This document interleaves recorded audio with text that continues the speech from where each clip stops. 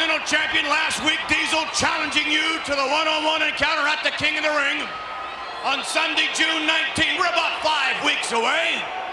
But before we talk about that, let's talk about another challenge. Let's talk about the challenge unquestionably that you will encounter on the worldwide WrestleMania Revenge Tour.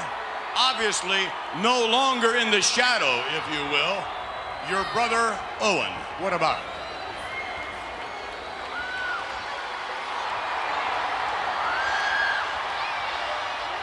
I've come to fully understand what my brother Owen is all about. It was my own mother that kind of put it all in focus for me. She told me what she thinks about Owen now. It seems like Owen was born bad with a desire to be good. But in my case, I was born good with a desire to be bad. And I don't know if it's this right here, Owen, but I have a strong sense that it's this right here that has given me a whole different direction. And I look forward to stepping in the ring with you, Owen. And I guess we're gonna find out not only who is the best wrestler in the Hart family, but we're gonna find out who is the best wrestler in the world, period. All right. Notwithstanding the imminent challenge of your brother, The Rocket, let's talk about a monster. Let's talk about at the King of the Ring. Will you accept the challenge from the 7-foot Intercontinental Champion, Diesel?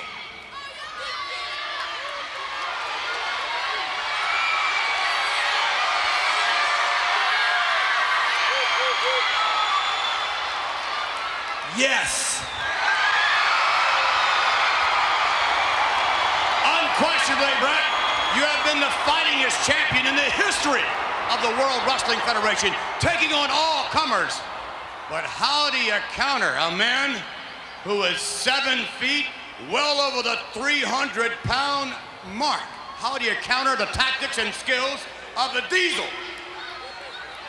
Diesel, 7 feet tall.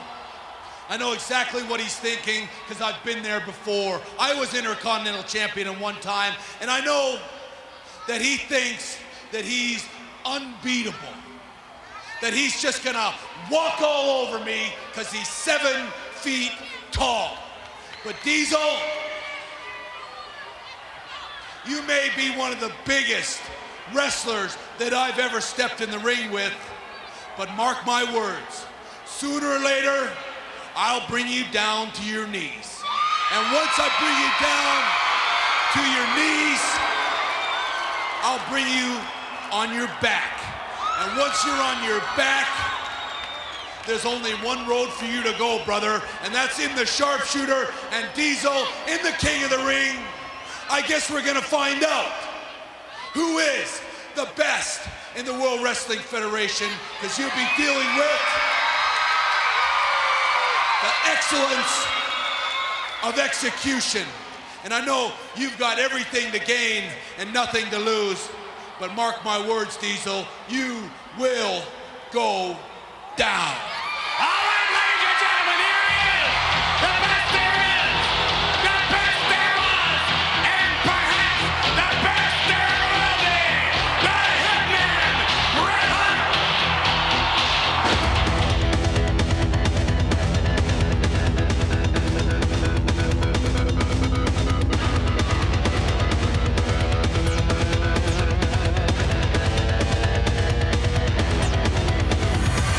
This week, the King of the Ring qualifying matches continue when Pierre of the Quebecers takes on Mabel of Men on a Mission.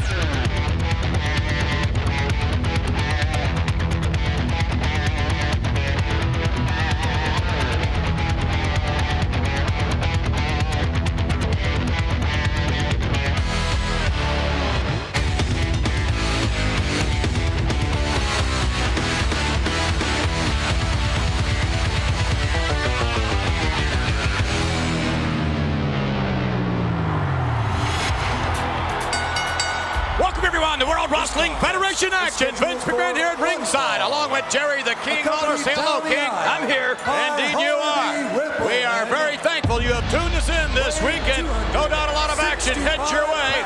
However, speaking of enjoyment, I must say I personally enjoyed very much conducting the interview that we saw earlier on during the Worldwide WrestleMania Revenge Tour with the one and only WWF Champion, the Hitman Bret Hart. What a gentleman. Oh, you've got to be kidding me. You're trying to tell me you enjoyed standing that close to that repulsive jerk? Hey, wait a minute. You don't refer to the WWF Champion as a jerk. How dare you? Oh, because I just wish I could have been standing. I wish I could have conducted that interview. I hate, just looking at him with that stringy, greasy hair hanging down in his face. I've seen cats cough up better looking hair than that. I would have liked to rip it right out of his head. That's what I'd done if I'd been standing there. What'd you say about cats? His hair, it's repulsive. Oh, seen better looking hair on moldy bread. Jerry Lawler? What? You just better be fortunate that the Hitman Bret Hart is not hearing your words as we speak. Otherwise, he may come out here and do something to that crown you're currently wearing. Do not bother this crown, or I'll tell Diesel. Diesel will take care of him. What a matchup that's going to be, ladies and gentlemen. At the King of the Ring, approximately 5 weeks away, the Intercontinental Champion Diesel against the WWF Champion, the Hitman Bret Hart. Going to work here on Tony Outer. Can you imagine that? Bret Hart sitting around for 5 weeks worrying. He'll be biting his fingernails so much his stomach will need a manicure. 5 weeks you got to worry about this, Bret Hart, but then it'll happen. Diesel will get you and your belt. Champion versus champion, and take a look at this if you would. A most unusual athlete in Quang. Martial art expert, and he is doing exceedingly well for himself as of late here in the WWF, although he had his problems last Monday night. Nonetheless, Quang going to work here on Tony Otter. It's all you can expect under the guidance and tutelage of one of the most brilliant minds in the World Wrestling Federation, Harvey Whippleman. He's great. Been trying to tell you that. Harvey Whippleman, and now Harvey may not like what's happening to Quang.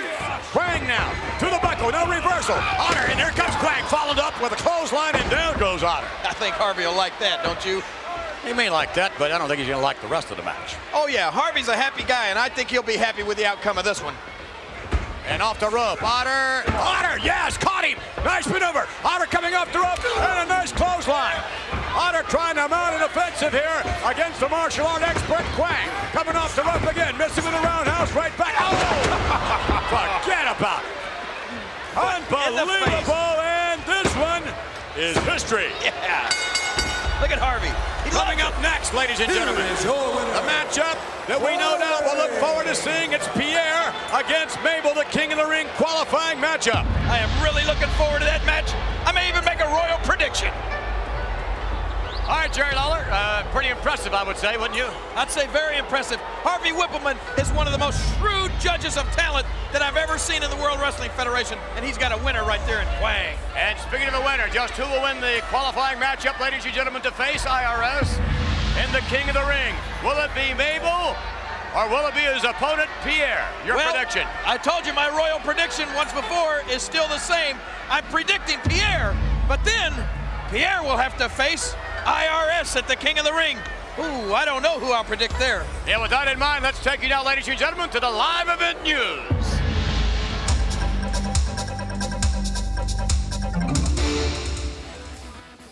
This week's live event news is brought to you by Posters 10, available on newsstands everywhere this Tuesday. Let's take you back now a couple of weeks on Raw, where Yokozuna was unnecessarily punishing his already beaten opponent, when who should show up? None other than the mighty Earthquake. As the two behemoths' eyes met, it was Jim Cornette's decision to remove the massive Yokozuna from the ringside area. We learned last Monday night on Raw that Earthquake was an undefeated sumo wrestler in Japan before entering the World Wrestling Federation.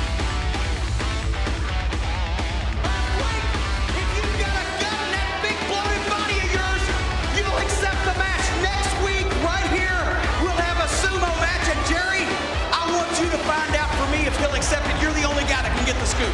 Yokozuna, I am going to accept the challenge of the sumo match. Next week on Monday Night Raw, I am going to show you who the big man in the WWF is. Well, we're going to find out just what's going to happen this Monday night on Raw. All right, now we're ready to make some news. Yes, it's the King of the Ring qualifying matchup. Pierre already in the ring. Conspicuous by his absence, Pierre's manager, Johnny Polo. Well, this is a smart move on the part of Johnny Polo. He's agreed not to be in ringside as long as Oscar is not at ringside, and he knows that that's Mabel's only chance of winning with help from Oscar. Oh, really? We'll be back with the King of the Ring qualifying matchup. Stay with us. Wait a minute, Pierre hammering away. Look at this. Pierre attacking Mabel even before the bell rung. Look at Pierre go. Well, can you blame him? He's just trying to offset this underhanded trick that Mabel and Oscar have pulled here. Oscar's obviously in the building. Look at this. Pierre hammering away against the big man, trying to get him out of the corner. No way. Forget about it. Come on, He's Pierre. 500 plus pounds. Over a kick in the midsection and another one. And Pierre trying to get. Oh, here he goes. No. Mabel out in front. Pierre in the back. Look out. Oh, my goodness. Smart move. Smart move. Thus far, Pierre outmaneuvering the 500-pound plus Mabel. Look at this. Pierre all over. Here he comes off the rope with momentum again. Another clothesline. And now Mabel is rocking on his feet. Uh-oh, to the outside now. Going all the way up. Look at this. Pierre from the top end. What a drop kick that was. Off the top rope. There went the 500 pounds. 1, 2, and a kick out. Woo. Things not starting off well at all for Mabel. Pierre's been all over him. Let's go back to the double feature replay. Look. Oh! Can you believe that? 500 pounds biting the dirt. And now, wait a minute. One time to the well. Too many. Going back up to the top there was Pierre, but I believe Mabel has recovered. Mabel, look at the size of this man, if you would. Mabel scoops up Pierre, holds him up, and slams him down to the canvas. And now, Mabel. Uh-oh. Uh-oh. Oh, no. Where's Johnny Polo when you need him? Oh, no. 500 pounds. No. Mabel hesitating a bit too much, and that had to take a great deal out of Mabel. Had Mabel connected, this match would have been over. But it continues. Just who will go on to the King of the Ring? Who will be the victor? Just who will face Erwin R. Shyster? Come on, Pierre, you should have covered him right there. Oh, wait a minute. Now you're taking Johnny Polo's place? Is Well, that it? he just needs a little guidance. Yeah, right. Pierre to the outside. High-risk maneuvers back and forth here. Look at this. Each man wants to advance. If you lose, you're out of it. And Oh, he got him. back to do it. Pierre with the cover now. My prediction is true. Yes, no. Oh, so close. That was very, very close. Mabel, thus far on television, undefeated as a single competitor. However, that may not be the case after this match is over. Look at Pierre. I'm impressed with Pierre taking it to Mabel. Pierre unquestionably the aggressor. I get him. Look at that. He almost slammed him to it. Yes. No. That was close. I wonder why Johnny Polo selected Pierre as opposed to his tag team partner Jacques to be in here. Well, there's no hard feelings there, but as you can see right there, Pierre is obviously the stronger. He's Johnny feels he's a little bit. Wait a minute. A cover by Mabel. Come on, that Pierre. should do it too, and yes, he gets him. What? Just like that. What? Johnny Polo is probably beside himself now. That's right. And look who's coming. Yeah, come on down now. Yeah. Reverse the decision. Come on down. Here comes Oscar. Come on. And yes, Oscar's in the house. So is Mabel. And Mabel will be in the house at the King of the Ring on Sunday, June 19th. Because now Mabel will square off against the taxman, Erwin R. Shyster. Oh, yeah. Everybody in the house, say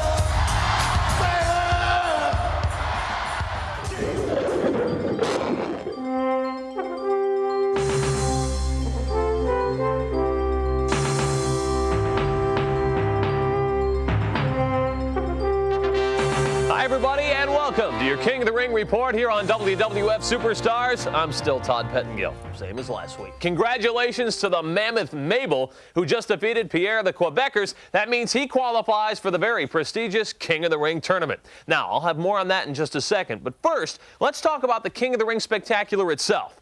live from the Baltimore Arena in Baltimore, Maryland on Father's Day Sunday, June the 19th at 8 Eastern.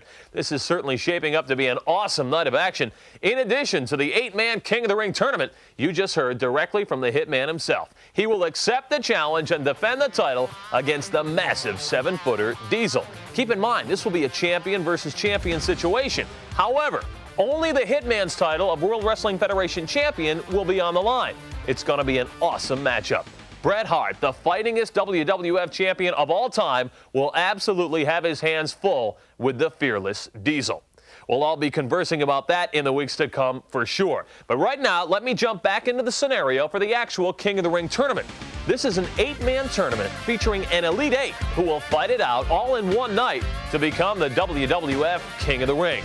If attempting to beat 3 WWF superstars in one night isn't difficult enough, you have to qualify just to compete. Now, last week here on WWF Superstars, IRS became the first man to qualify for the tournament, defeating Scott Steiner. We just watched Mabel defeat Pierre to earn his place among the WWF's elite as well. That means these two superstars will battle one another in the King of the Ring tournament on June 19th. Now, last week on Monday Night Raw, Razor Ramon defeated Quang to earn his way into the tournament. That means the Bad Guy will meet the winner of our 4th qualifying match this Monday night on Raw when race car fanatic Sparky Plug takes on the Beast from the East, Bam Bam Bigelow. Then next week, right here on WWF Superstars, made in the USA, Lex Luger will take on Double J, Jeff Jarrett. And keep in mind, only one of these talented WWF superstars will advance into the King of the Ring tournament. And there's only room for 8 superstars. Think about what it takes to earn that crown. The honor is certainly prestigious enough, but getting there is a feat in and of itself. Physical conditioning will be key, no question. In order to be crowned the King of the Ring, as I said, you have to beat 3 superstars in the same night. It's like running 20 miles and then biking another 15, and then how about scaling Mount Everest on top of that? Certainly you'll recall that last year the Hitman Bret Hart earned the crown, and it took him weeks to recover from the physical energy he had to exert. Now, if all that isn't enough, remember, Rowdy Roddy Piper returns to the ring to battle Jerry the King Lawler. We've certainly had the opportunity to hear from the King, and this week on All American Wrestling, the Hot Rod fires back. Take a look at this preview.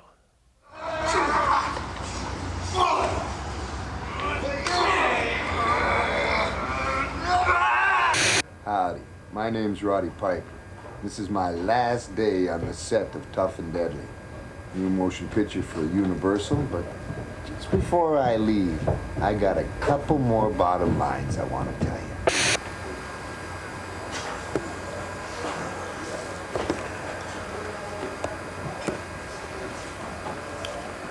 I heard Jerry the King Lawler say that I was an old relic, like Jurassic Park. I was a dinosaur. If I'm a dinosaur, Jerry Liar, then I'm a Tyrannosaurus Rex. How'd you like to get stepped on by a dinosaur? Bottom line. Hey, Lawler, King Toady, this is a warning. Stay off the family, quit knocking the kids. It's a kilt, not a dress. Bottom line. The second annual King of the Ring Spectacular, Father's Day Sunday, June 19th at 8 Eastern from the Baltimore Arena in Maryland and exclusively on pay-per-view. When we come back here on WWF Superstars, we'll have another Undertaker sighting to report, plus Nikolai Volkov and his new owner. Don't go away. Lex Luger, this dynamic All-American, has been deprived of the WWF Championship, but he is determined to wear the crown at the King of the Ring. Jeff Jarrett, the devious Double J, has stated numerous times that he is at the top of the WWF, and this is his chance to prove it. Lex Luger battles Jeff Jarrett in a King of the Ring qualifying match next week on WWF Superstars. We're back, and what a matchup that's going to be one-on-one next week. Lex Luger, made in the USA, meeting old Double J. Jeff Jarrett, only one, will advance into the King of the Ring. Let's go to our guest ring announcer now, Mike Fox. Where is he? Mike. Hello, Mike. Speak into the mic, Mike. This kind scheduled for one fall. Accompanied to the ring by Dink. Ladies and gentlemen, Doink the Clown! He was better when he kept his mouth shut. Now, come on, let's be kind. And his opponent from Springfield, Tennessee, weighing 220 pounds, Major Yates. Yeah, I like this guy. Mike Fox did an outstanding job. It's great to have guest ring That ring announcer? Yes. That was an outstanding job? Absolutely it was. All kind of ring announcers being selected, all kind of fan participation all around the WrestleMania Revenge World Tour. Everybody gets involved. Everybody has some fun, and that's what Doink and Dink are all about, except we're not too happy about what happened when you and Double J Jeff Jarrett several weeks ago. Look at this. Yeah. Two idiots there. No, the three idiots. Look, the three stooges. Guest ring announcer Mike Fox along with Doink and Dink. Now, what were you talking about? They're not too happy about you know what happened. Double J, you and Double J with that conspiracy. Double J dressing up now, as, wait a minute. as Doink the Clown. And, I had nothing to do with that. And humiliating little Dink. That was awful what it you was guys... just a little joke. Yeah, a little You joke. got to admit it was fun. Look at this. Whoa. Look out. What about that? Well, Dink's getting his exercise. Oh, wait a minute. Doink caught off guard there by Major Yates. Yates with a clothesline. Yeah. Gonna get some exercise now. What you think? You're right. Major Yates sets up Doink, whips him to the rope. Back body drop. No, knee left. And a kick to the midsection. And double underhook. Somebody's going to go for the ride. Nice suplex. I don't know about that. I look at this clown. How do you get to be a clown anyway? Why would you even want to be a clown? What do? You're a goofball all through school, and then you go to what, clown college or something? You got a Professor Bozo there passes out the big shoes. If you're really a good clown, I mean, if you really make it to the top, two, almost a count of three, then one day, I mean, if you're really a great clown, then one day you can perhaps become a king. You can wear a crown on television. What do you mean? You can call yourself a king. Oh, that's not even fun. That's your feeble attempt at humor, I guess. Look at this, and another attempt to the cover two, and almost a count of three. I think I might just get Double J out here and let him have a little interview with you like he did with Dink. How would you like that? You'd look good with some silly string all over your head and then a couple of pies in your face. Double J isn't about to come out of here as long as Doink is here. Another cover and another close call there. A near fall again for Doink. And there's Dink in the background. Dink a lot happier this week than he was several weeks ago when you and Double J Jeff Jarrett absolutely humiliated him. I mean, all that string around him and all the pies and the yuck just hanging from him. That honestly, that was disgraceful. What? I mean, he's used to having all that gunk on his face, isn't he? Not like that. No. Somebody told me that Doink He fell off the platform for crying out loud. I'm sorry. He could have gotten hurt. Thank goodness he didn't. Well, he should be a little taller. Doink's going to take it out on Double J somewhere along the line on the WrestleMania Revenge World Tour. Look at this. Oh, down to the chest. And, you heard it. Yes, indeed. What was that? You saw it and heard it, the whoopee cushion. Here is your winner. Double J, Jeff Jarrett on a collision course with Doink the Clown and on a collision course as well for next week right here. Oh, look at this scene. Give me a break. I got sugar diabetes. Oh, please. Next week, one-on-one, Double J against Lex Luger. Only one man will advance. Only one man will participate. Yay! Into the King of the Ring tournament. Let's go back and pick up the replay with Major Yates. Nice drop kick, wouldn't you say? Yeah, pretty good drop kick, but not as good as Double J's. Forget about it. And what is this now? Well, we could take it further, but we've already heard it once. As well as seen it. Yes. And again, Mike Fox, guest ring announcer, gets a little handshake. I bet he's giving him the buzzer there. Earlier today, our cameras caught the $1 Million Man, Ted DiBiase, showing up with his latest property, if you would, Nikolai Volkov. Let's take a look. No. Don't touch the door. Very good. Volkov! Volkov, get back here! Volkov, get back here and open this door!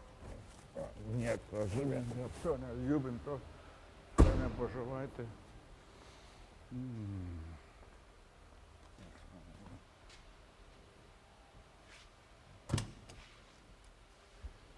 Volkov, in the future, when I give you an order, you jump!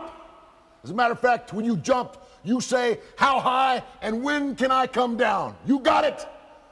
Now you got a match to get ready for. Let's go. That. 3 feet behind me.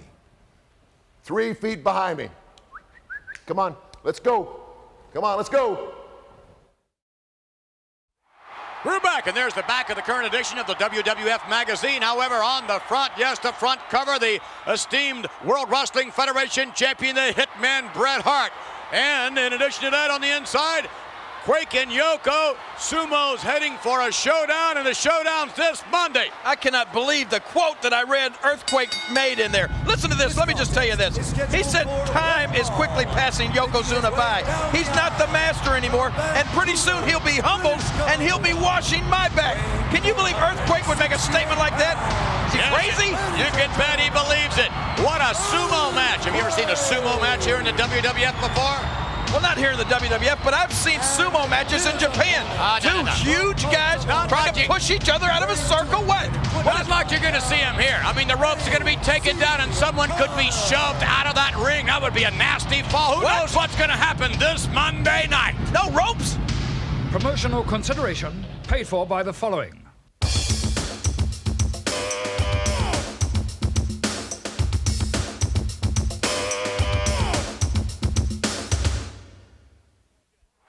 We are back and we're ready for action. We're ready for this Monday night as well. The Earthquake squaring off against one-on-one the former WWF champion Yokozuna. Oh, I can hardly wait till Monday night. The sumo match, first ever in the WWF. Earthquake is going to get his comeuppance. Oh, really? You understand that word? Yeah, wait a minute, AC Corner, quite the aggressor here. Coming off the rope now into the mighty Earthquake. And well, he can budge him, but that's about all. Earthquake almost standing there in defiance. Corner. Oh, my! I wonder if that's going to happen to Yokozuna. No way. Are you kidding me? Yokozuna is so huge. He's so big. Earthquake's going to look like Harvey Whipple next to Yokozuna. Really? That's right. I'm anxious to see it. I mean, we've never seen a sumo match before. And by the way, the rules are something that, well, they're a little different. In a sumo matchup, WWF style, the ropes are taken down off the ring, which means that, of course, if you're shoved out of that ring, I mean, someone could take a real, bad fall. And either it's the first one shoved out of the ring is the loser, or if in fact you happen to touch any part of the canvas, then you become the loser. Earlier on, we had an occasion to pick up these comments from Yokozuna, along with that big mouth Jim Cornette. They're really looking forward to the matchup this Monday night. Earthquake, this Monday you meet Yokozuna in a sumo match with sumo rules, and you're going to find out after it's over that Yokozuna does mean grand champion. You're going down, Earthquake. You think Holyfield's got a bad heart? Wait till he gets finished with you. We're back, and Earthquake pretty much, look out, here he comes. AC Corner having his problems. Did Cornette sound confident or what? Yes, he did. I can hardly wait till Monday night. You know, I used to feel sorry for Earthquake. Somebody told me he had TB. Then I realized that meant two bellies. Can you imagine how he's going to look in one of those old antique sumo outfits? You know, with that loincloth wrapped around that big fat stomach of his. And what will that look like from behind, huh? What do you mean behind? Those two huge ham hocks there with that loincloth going up. Look out, and no! AC Corner just got a good look at those hams, as you call them. And I think you are referring to the Mawashi. The whaty? No, the Mawashi. What's a Mawashi? Oh, too much. In the event, ladies and gentlemen, this Monday the sumo matchup, not to be confused, however, with the WrestleMania Revenge World Tour matchup that you are likely to see when Earthquake and Yokozuna square off in the more traditional sense. And one more time, look at this. Oh, my goodness. What's a Mawashi? You know the Mawashi. You were talking about the loincloth. Wait a minute. Whoa. He said, what's he doing? He's warming up. Oh, yeah. I can tell you this. Yokozuna made Mawashi his back. He'll be Mawashi the mat dust off his back. That's what he'll be doing. You better evacuate the WWF because you can't survive the big one. One WWF superstar will have to win 3 matches in a grueling single elimination tournament to become the King of the Ring. The WWF King of the Ring. Bring it home live Sunday night, June 19th, only on pay-per-view.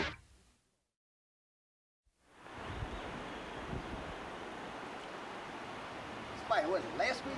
Yeah, it was last week. We open this pool, we pull the cover. All of a sudden, out the woods, here he comes. The Undertaker. Walks through the pool's about 40 degrees. Climbs up one side, gets up, out of the pool. Walks away, doesn't say anything to anybody. He's gone, disappeared. Vince McMahon, I got a question for you. Do you believe any of those people? Of course. Oh my God. I wouldn't believe them if their tongues were notarized.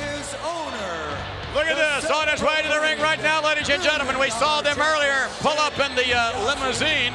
The $1 Million Man, Ted DiBiase. And look, Volkov is 3 feet behind Ted DiBiase, just as he was ordered to be. But he's not happy about it. He's not happy about this relationship at all. He should be. Oh, nickel and dime Volkov. That's Nikolai. He should be happy to get any scraps, any crumbs that fall off the table of the $1 Million Man. Well, I'm sure Mr. Volkov is pleased to be employed, but considering the hardship that he and his family have been through, but he does not like hardship. Yes. He's so poor he can't even pay attention. Look at him. Wow, that is a beautiful. Look at the $1 Million belt. Dwayne Gill to beat Nikolai Volkov. Volkov doesn't like taking orders from Ted DiBiase. I mean, he just plain doesn't like his boss. That's obvious. Well, I bet he likes taking money from him. Well, he obviously likes bringing the money home to his family, but no, he doesn't like taking money from Ted DiBiase. And you'll see Volkov, who is quite the aggressor. Nice maneuver. But at the same time, Volkov likes to be a bit more scientific than Ted DiBiase would like for him to be. How long ago was it that Volkov was a big superstar here in the World Wrestling Federation? Well, not that long ago, over the hip. Nice Made all that money, and then what, he bought a lot of condominiums or something? He was swindled, let's just put it that way. He invested in someone whom he had trust, and unfortunately, he was swindled. It's easy to trick the simple mind. You know, and speaking of simple minds, I understand that Chief Jay Strongbow is going to get inducted into the WWF Hall of Fame. Volkov, he's old enough to be in there, but he's not good enough yet. Well, you're right on at least one count. Yes, Chief Jay Strongbow will be honored, ladies and gentlemen, inducted into the WWF Hall of Fame on Thursday night, June 9 in Baltimore, the host city of the WWF King of the Ring. Wait a minute, man. Look at this. The $1 Million Man is telling nickel and dime Volkov he's got to be more aggressive. Yeah, well, he knows how to do that, all right. Over the hip. Oh, he's still just wrestling. Punch him. Joining Jay Strongbow, ladies and gentlemen, being inducted into the WWF Hall of Fame, the great Freddie Blassie. A true gentleman. Along with Gorilla Monsoon. A true gorilla. Arnold Skaaland. In addition to which, the one and only Bobo Brazil inducted. And the first WWF champion, the late, great Buddy Rogers inducted, as well as James Dudley, the manager extraordinaire. All of that heads your way to the Baltimore Omni Inner Harbor Hotel in the glamorous International Ballroom. You've left out a name there, haven't you? Have I? What's that? The King. I don't believe so. That's no. All this, ladies and gentlemen, the reception, the dinner, the ceremony, and the tickets, of course, available via Ticketmaster. What's this? What do you think it is? See, the $1 Million Man is trying to show nickel and dime Volkov how to do it his way. From behind. And again, Volkov listening to Ted DiBiase. Dwayne Gill, however, capitalizing. No, you're wrong. Volkov is not listening to Ted DiBiase. That's his problem. Yeah. He's trying to wrestle these guys like a wimp out there, trying to be nice. Nice guys finish last. Oh, please. Volkov now with Dwayne Gill. And you sort of get the impression that Volkov's dander is getting up. Not because he's taking orders from Ted DiBiase, but because Dwayne Gill is obviously taking advantage of the situation. Well, I'll tell you what, Volkov better start doing what DiBiase does. Oh, yeah, now there it is. That's what the $1 Million Man wants right there. 1, 2, and a victory for Nikolai. A nice shot from behind. This past week, Ted DiBiase announcing, courtesy of the WrestleMania Revenge World Tour, that his new property, he actually thinks that he owns Nikolai Volkov. Well, he does. You know, here in the WWF, there's been advisors, there's been managers, there's been valets, but Ted DiBiase is the first owner of that. DiBiase taking advantage of the financial condition of Nikolai Volkov, and now look at this. DiBiase not satisfied with just victory. Tell him to punish him. Oh, that's nice. That's sportsmanlike, isn't it? That's the $1 Million Man's way. The things that Volkov has to do for his family, and he's doing it right now. And this Monday night, Nikolai apparently and Ted DiBiase are a guest of yours in the King's Court. Oh, yes. And Ted DiBiase has a big surprise for nickel and dime Volkov. He's going to give him the $1 million belt, right? No. I'm not going to let the cat out of the bag. Everybody's got a price for the $1 million man. My man does just what I tell him to. You think those guys in the NBA or something? I'll show you something. I'll tell you what. Over the roof, off the payloader, bank shot, off the wall, into the dumpster.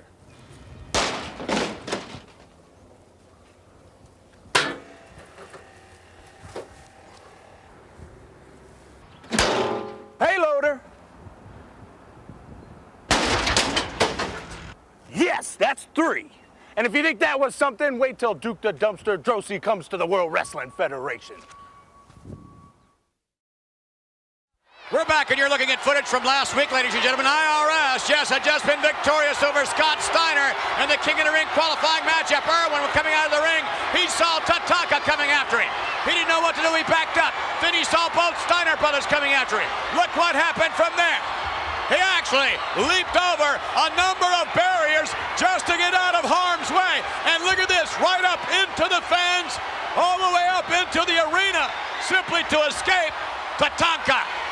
However, one day, this government official will have to pay his dues. Well, as you should know, McMahon, the government always makes everybody pay one way or the other, and IRS will make Tatanka pay through the teeth.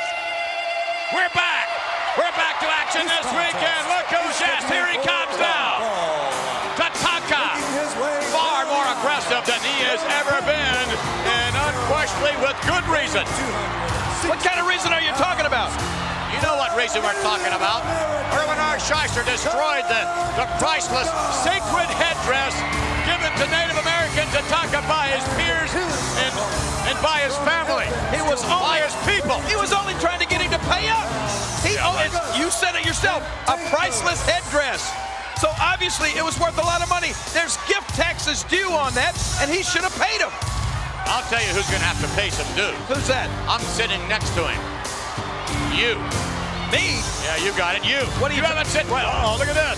Gus Takarakis going right after Native American Tatanka. Well, what are you talking about? The other way around. You haven't said one word about Roddy Piper and the match at the King of the Ring. Not one word all week. I've been waiting for you to open your sizable mouth, and you haven't said one word, and that tells me one thing. Oh. That you are quaking in your boots. You gotta be kidding. Speaking of mouths, that's the only thing wrong with Roddy Piper. Every time he opens his mouth, words come out. And every time words come out, they make me a little bit madder. They make me a little more angry. And they just make me sit here and seethe. If I just were to start spouting off what I think about him, what I want to say about him, what I want to do to him, it would take up this entire program. But I'm going to let my actions speak louder than my words at the King of the Ring. Now, do you understand that? Oh my goodness, I understand this. That Roddy Piper is going to be back in action, and I would suggest to you that Mr. Piper is going to be rowdier than we have ever seen him before when he locks up with you at the King of the Ring. Roddy Piper. Back in action is right. He's been out there in Hollywood. He's been making movies. He's got that cute little baby face and a brain to match. Roddy Piper, if you think for 1 minute that you can come in, waltz in off a Hollywood and Vine into the ring and take on the undisputed king of the World Wrestling Federation and be successful, you got another thing coming. He's got that little beard now, too. He's so ugly, even his razor backs away from his face. Native American Tatanka, pretty much all over Gus Takarakis. Just as he is likely to be, by the way, when he faces Irwin R. Shyster, a match that you are likely to see somewhere along the line when you see the WrestleMania Revenge World Tour. Yeah, what I'm looking for on that World Tour is to see him pay the penalty. And I guess I shut you up about Roddy Piper, didn't I? You what? Oh, please. What a matchup that's going to be. Look at this. Wait a minute. Upset. Look at this, the cover two. Almost a count of 3. Oh, I would have loved to seen him lose. Yeah. Everyone's going to love to see you lose. Lose the match, that is. Lose your crown, lose your cape, and lose that silly grin you have on your face at the moment. You're not talking about to Roddy Piper, I know. Yeah, right. Oh, you know who's going to be the losers in that match when it's over? Are those little brats in that hospital up in Toronto, Canada. Because they're sitting there waiting with their hands out, thinking that Roddy Piper's going to bring a lot of his winnings, a lot of money up to Toronto and build some kind of big wing on that hospital. Yeah, look at this. Tatanka with Gus Takarakis. Jack. I got over here, just like the King Jerry Lawler. Is going to beat Roddy Piper. Go ahead and say it. Yeah, right. Indeed, Roddy Piper donating $1 portion of his winnings to the Hospital for Sick Children Foundation in Toronto, Canada. Hey, speaking of sick children, there's Tatanka's kid running dummy. What'd you say? The little kid's named Running Dummy. I can't. There's no we apologize, folks. Promotional consideration paid for by the following. I always like to keep my favorite snack handy. Need a little excitement? Step into a Slim Jim. Oh, yeah!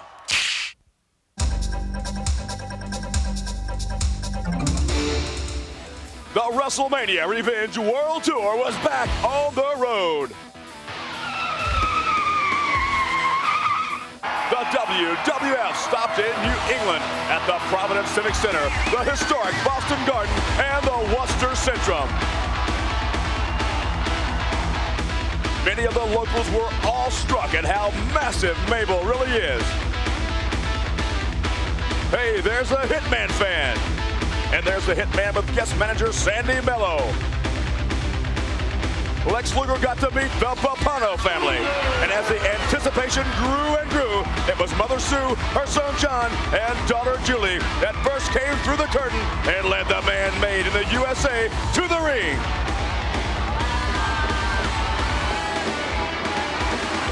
Fans were lining up to get their pictures taken with the Native American Tatanka. Now I have to try this. It looks like a blast. Whoa! From one extreme to another, yes, Lex was pumped up and ready to go.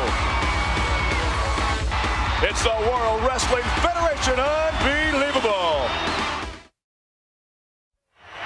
Well, as you can see, off the rope and from there, your kingly predictions did not come true. What? Mabel advances, and next week, ladies and gentlemen, one-on-one, Lex Luger to square off against Double J Jeff Jarrett. What a matchup! I thought I predicted Mabel. How is you better check your memory. I'm certain that my royal prediction was Mabel, but my royal prediction on Double J and Lex Luger is none other than Double J. You thought I was going to say Lex Luger. And here is, take a look if you would, ladies and gentlemen, Double J Jeff Jarrett, the qualifying match. Will you go to the King of the Ring? Hey, let's get first things first, Vinnie Mac. Right here is the king of the WWF. But you've got a tournament, a big pay-per-view spectacular. Lex Luger next week right here. You're gonna find out not only am I stronger than you, not only am I a better wrestler than you, but I'm also smarter than you. And you're gonna find that out next week. Double J style. And Luger, don't you forget it. That's J-E-double-F. J-A-double-R-E-double-T. That's Double J now. Next week, ladies and gentlemen. Greatest wrestler. It's the King of the Ring qualifying matchup. Just whose name will be up in lights. Double J's or Lex Luger, we'll find out next week.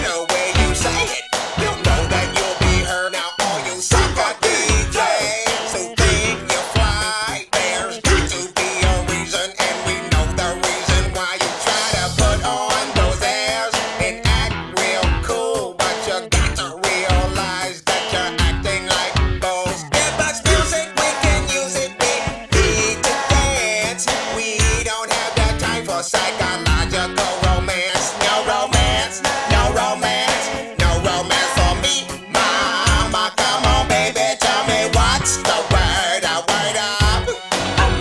Everybody say, when you hear the call, you got to get it underway. Ow!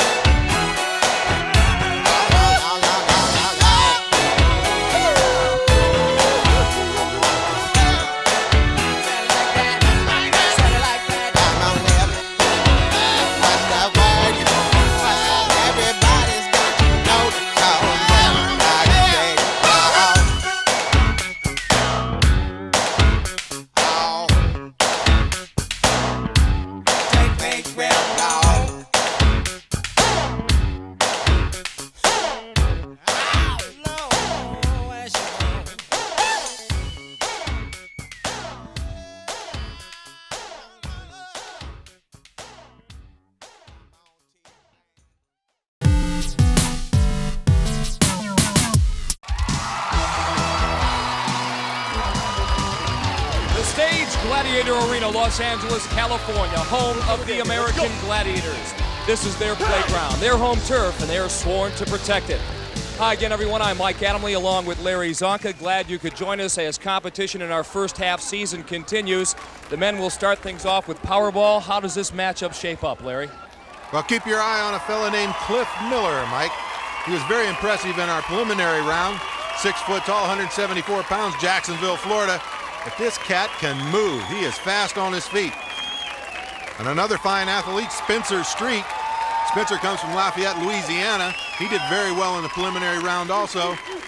5'8", 170 pounds. This should be some contest. And the trio they'll face in Powerball, Cyclone, Viper, and Tower. And Powerball is brought to you by Nintendo, makers of Super NES. Now you're playing with power, super power. Once again, 45 seconds the time limit. Goals in that center cylinder worth 5. Goals in the outer cylinders worth 3. Mike Spencer's aware of the pressure that's on him. He's got to come out gunning. Both of them came out gunning. Clifton scores again. Clifton again using that long reach. Spencer Street being tied up, and tied up well by Cyclone. Spencer, nice move to get to that center cylinder. That worth 5. Down to 20 seconds on the clock. Here's Clifton against Tower. The big man can't ride him down. Clifton with that long stride and long reach.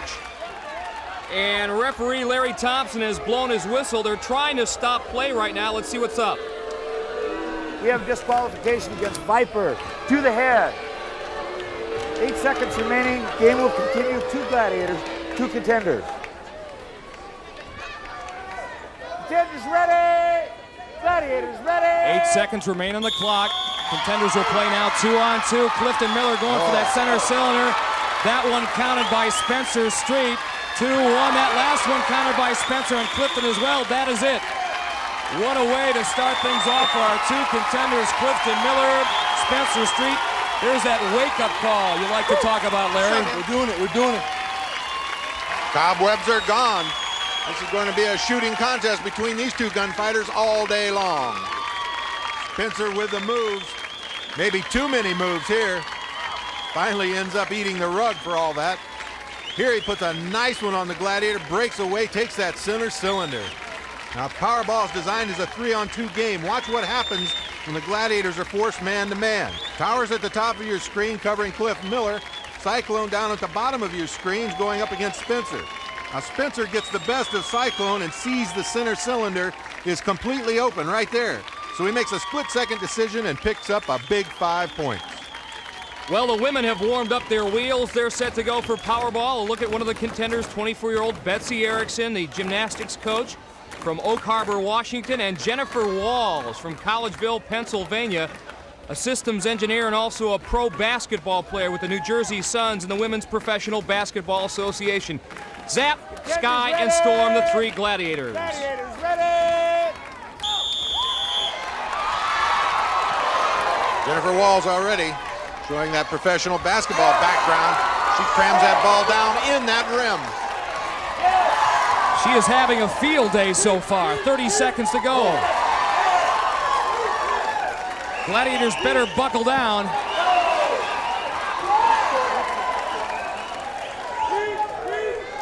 "20 seconds left on the clock. Look at Jennifer, that long reach. Almost a dunk position on that scoring pod. Especially when she goes at Zap. Zap plenty tough. Ooh, up high on Zap. We have a disqualification against Zap. Forearm to the face. The game will continue. Two contenders, two Gladiators, 9 seconds remaining. Zap saying it was an accident, but that doesn't matter. You can see it right here. She goes to the head, and as a result, she is disqualified. Gladiators ready! Little spin move there on Storm. Storm not buying it. And look at Betsy Erickson drag Sky to that center cylinder. 3 seconds left. Jennifer gets one in. Betsy can't. That is it. But impressive work by both of our contenders.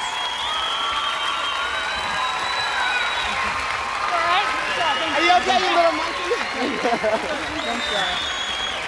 Well, everything's hugs and kisses now, but it wasn't a moment ago. Jennifer Walls with a nice move on Storm. Picking up points in the corner, and then Betsy going for that cylinder. Sky makes her pay the price for it.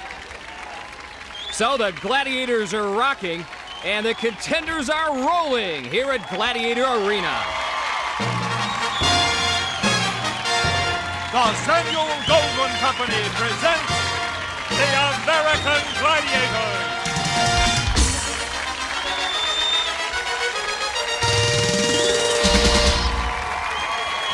Well, the four contenders certainly wasted little time in getting the attention of our Gladiators. Larry, I know you were mighty impressed after event number one. Jennifer Walls, you know, she's got the mark of a real pro.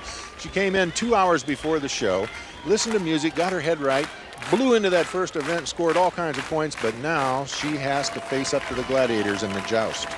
You saw Jennifer's academic credentials. Not too much time to think up there against Electra. There's her record. She's undefeated. Jennifer hoping for 10 points if she can knock Electra off the joust pedestal in 30 seconds or less.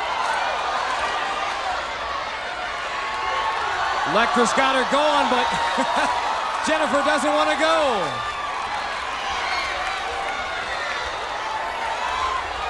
Electra hitting Jennifer Walls with everything. Rights, lefts.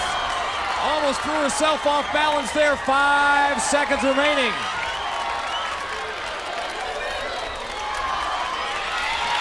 And what a battle. Jennifer Walls, arm worry. Electra passes out up there.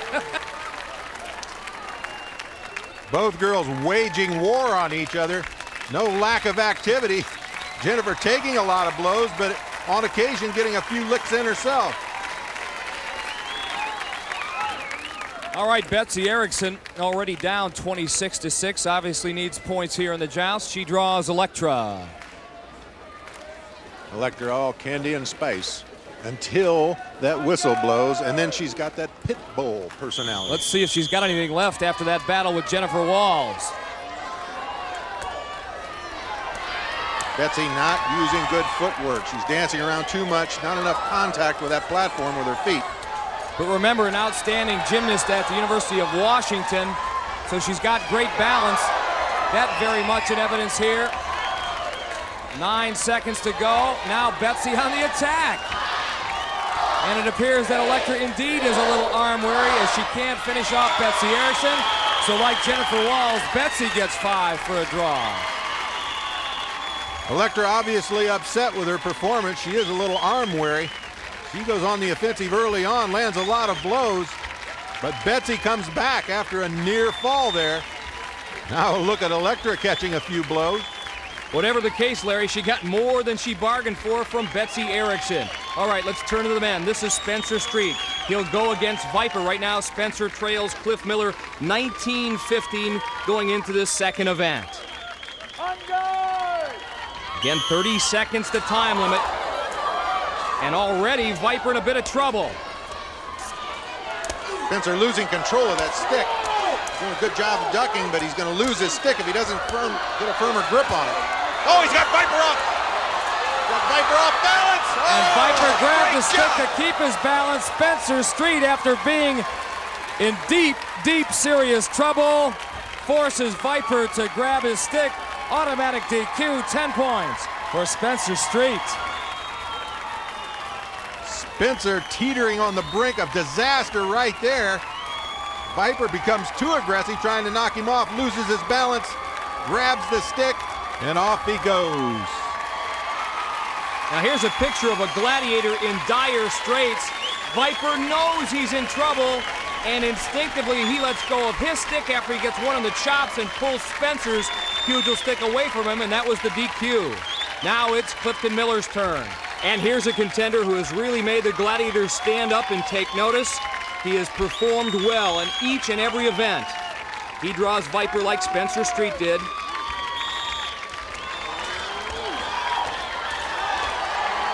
Viper, much like Street, again off balance, and down he goes. Unbelievable. Viper's going to have to believe it. How about some excellent stick work by Cliff Miller? This guy's no rookie. Another bitter pill for Viper to swallow as Cliff Miller heads to the locker room victorious. Coming up next, event number 3, the wall, and Siren's pumped up. Hey, look, you better just sprout some wings and fly, because the wall is next, and Siren's got the muscle to make you hustle. The sky's the limit for our two contenders as they try to scale this 32-foot wall. Clifton Miller trailing Spencer Street by 4 points, 29-25, in an event that can get you 10.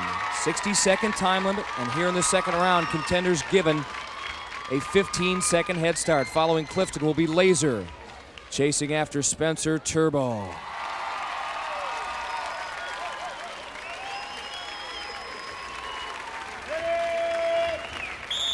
And the extra pressure on the Gladiators with that extra 5 seconds of head start time. Spencer and Clifton both choosing the middle portion of the wall to start their ascent. Now moving to the outside. Here comes Turbo and Laser. This is Clifton's first attempt in competition on the wall. Doing quite nicely, I might add. He and Spencer Street side by side. Who's going to get to the top first? It's Clifton Miller. He'll get to 10 points. Spencer Street will get to 5 for being the second man up. And Cliff is now taking a 35-34 lead. Exciting stuff. And Mike, what a difference 5 seconds makes. Here's the lead after the old 10-second head start. You can see that Spencer and Cliff have already made a significant start, but now with an additional 5 seconds, look at that. You can see the Gladiators really have their work cut out for them. A climbing clinic by these two men. Their bodies are nice and tight to the wall so as not to let the laws of gravity adversely affect them. And watch them use their legs as much as they do their arms. That is the key to making it to the top of this 32-foot wall. Cliff and Spencer make it look effortless. All right, the women are set to go. Our two contenders, Betsy Erickson and Jennifer Walls, who has the lead 26-11. Jennifer, a fine athlete who has accomplished much in her young life. Jennifer Walls is already a legend. She set the all-time scoring record, male or female, in the East Coast Conference while at Bucknell University, and is the first athlete ever to have a number retired at her school. Now she's a professional basketball player, the shooting guard for the New Jersey Suns of the Women's Professional Basketball Association. You know, I love playing basketball, and I had an opportunity to play overseas professionally, but I decided not to start my career with GE. And this is a way for me to stay really competitive and still work at the same time. Jennifer's a systems engineer at General Electric in Collegeville, Pennsylvania. And who would have doubted that this academic and athletic overachiever could accomplish all this? Yet with all of these accomplishments, her passion for basketball is what keeps her dreaming. I hope, you know, it happens in my lifetime that I'll see a women's NBA. That's what one of my dreams is, to see that happen. Well, where Jennifer sees herself right now is at the top. Zap will be trying to abort that trip. On the other side of the coin, Betsy Erickson is focused, smiling for the moment. She will be pursued by Siren. Siren excellent in this event.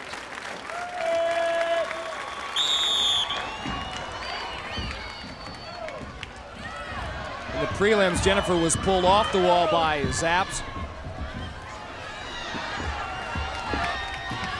And this is Betsy's first attempt. Here come the Gladiators. Betsy Erickson from Oak Harbor, Washington, our gymnastics coach, with an edge right now, but Jennifer side by side. Oh, Betsy Erickson goes down, and that is a terrible break for her. She needed the 10 points. Instead, it's Jennifer Walls who gets it, and now she opens up a 36-11 lead after 3 events. Tough break for Betsy Erickson. Loses her concentration and her balance just for a split second, and off she comes. 10 points for Jennifer Walls, and she puts a punctuation point on her performance. Still to come, much more action. Atmosphere is next. Event number 4 in this second round match here at Gladiator Arena, the Rage in the Cage, Atmosphere, where contenders will try to maneuver these 300-pound Atmospheres into one of 4 numbered scoring pods. Standing in their way, of course, Laser and his Gladiator partner, Turbo. For the contenders, it'll be Cliff Miller and Spencer Street, who have had an excellent showdown so far. Only 1 point separates these two men going into this event. Cliff in the yellow Atmosphere, Spencer in the red. And each score in Atmosphere worth 3 points. Gladiators ready! They're on their way. Laser drawing a bead on Clifton. Turbo does the same to Spencer Street. Spencer with a good reverse move. Breakaway at pod number 4, can't get it to go in. Cliff can't do it at pod number 3. 40 seconds left. Spencer trying another breakaway move. And runs right into Cliff. Uh-oh, now Clifton's got a breakaway. Laser on his tail. Can he get there in time to keep him out of 3? No. Score 1 for Clifton Miller. Score another for Spencer Street. 10 seconds to go. Pick move by Clifton, but they do a nice change-up. Gladiators playing a little zone. Do a nice exchange. And that is it. Turbo and Laser on their game here in Atmosphere. 1 goal apiece for Spencer Street and Clifton Miller. Each man gets 3 points. Clifton Miller about to find out that Atmosphere is no stroll in the park, ladies and gentlemen. Check this out right here. That qualifies as a zonk-a-zonk. Here inside Gladiator Arena, lots of anxious fans inside our two atmospheres, our Gladiators Sky and Storm. They're set to go at it against Betsy Erickson and Jennifer Walls. Jennifer after 3 events with a 36-11 lead. Betsy will be inside the yellow atmosphere, Jennifer the red one.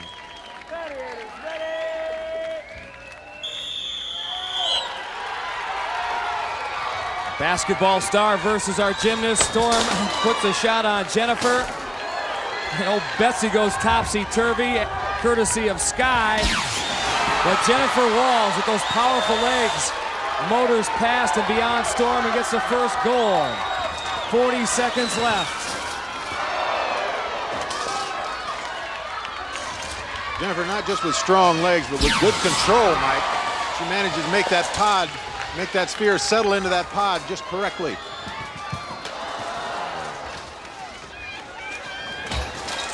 Body control essential as a pro basketball player. Obviously paying off here. Here's Betsy Erickson. Again, she comes close but can't get it in. Can she do it in pod number 1? Finally, Betsy on the scoreboard. We're under 10 seconds. Crowd counting down the clock. That is it, and Jennifer wins it 6-3 and triples Betsy's score after 4 events. And here's Storm giving a class. This is Atmosphere 101. She shadows Jennifer Walls right past the pod, keeping good contact.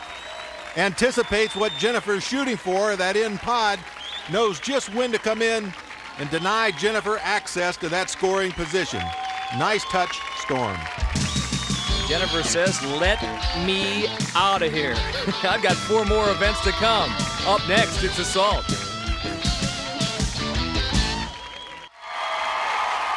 Electra has the crowd all juiced up for our next event here at Gladiator Arena, Assault. The event where a contender will get 10 points if he or she hits the target located above the Gladiator. If not, 1 point for each weapon fired at our 5 scoring stations. And also there's a bonus point if you can cross the finish line in the allotted time. Jennifer Walls, 42-14 lead over Betsy Erickson. She's up first. Electra, this is something of a rematch. Electra met Jennifer and knocked her out in Assault in the first round.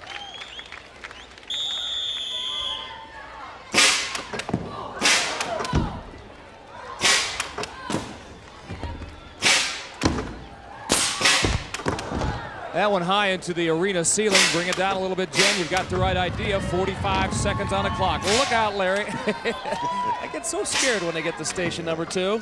Rocket's close by. Oh, just got close call. Jennifer almost had 10 points right there.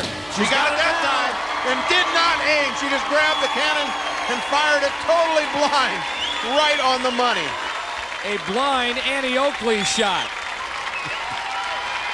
Jennifer says, I have no idea how I did that, but I'm certainly going to take the 10 points. Well, let's see how she did it.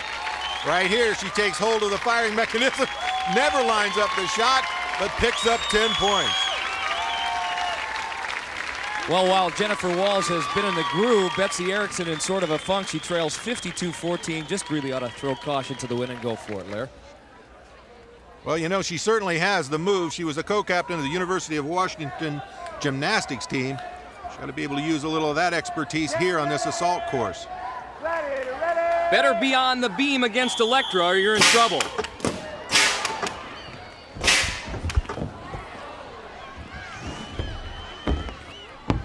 Betsy working against the Gladiator and the clock. Betsy going for the 10 points, spending a lot of time aiming the weapons. 40 seconds remaining. Sets herself. That one whizzes to the right side of Electra. Now at station 3. Looks low. Got hit. She did get the shot off, so give her 3 points. Betsy Erickson. The woes continue here. Betsy standing a little too long in the open. Catches one in the abdomen.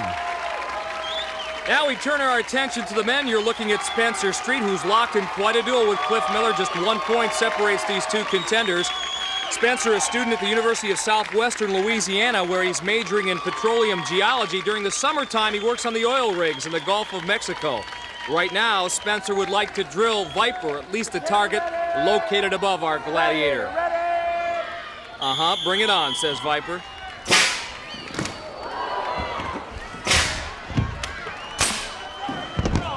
Misfired the weapon at station number 1.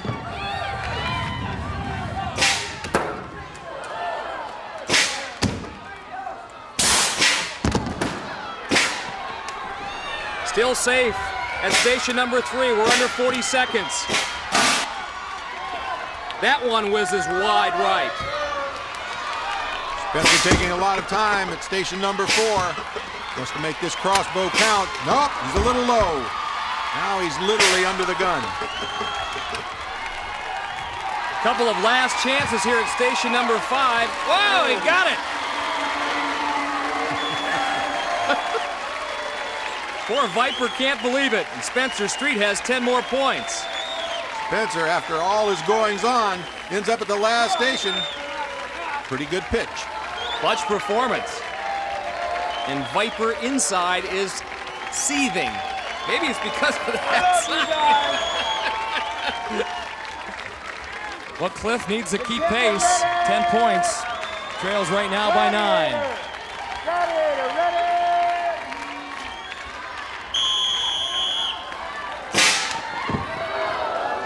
Cliff's got good speed, but he's not real deceptive. There's a little problem with the fakes and with the moves. Got to be able to use a change-up strategy. Otherwise, that Gladiator will time your move. Whoa. That one goes off to the right. I think he just enjoys playing dodgeball out there. I have to take back what I said about Cliff. He's reacting to that ball very well, close in. A lot of glide in his stride, groove in his move. 17 seconds on the clock. That one go off. Sounded like a hit. Well, Viper finally gets somebody. He's had sort of a rough day. He goes to the crowd. See, I told you I could do it. Have some faith in me, people. Cliff trying to dive under the shot, but his right toe gets hit. Well, stay tuned for more of Viper's Revenge here on the American Gladiators. That sign's just about history.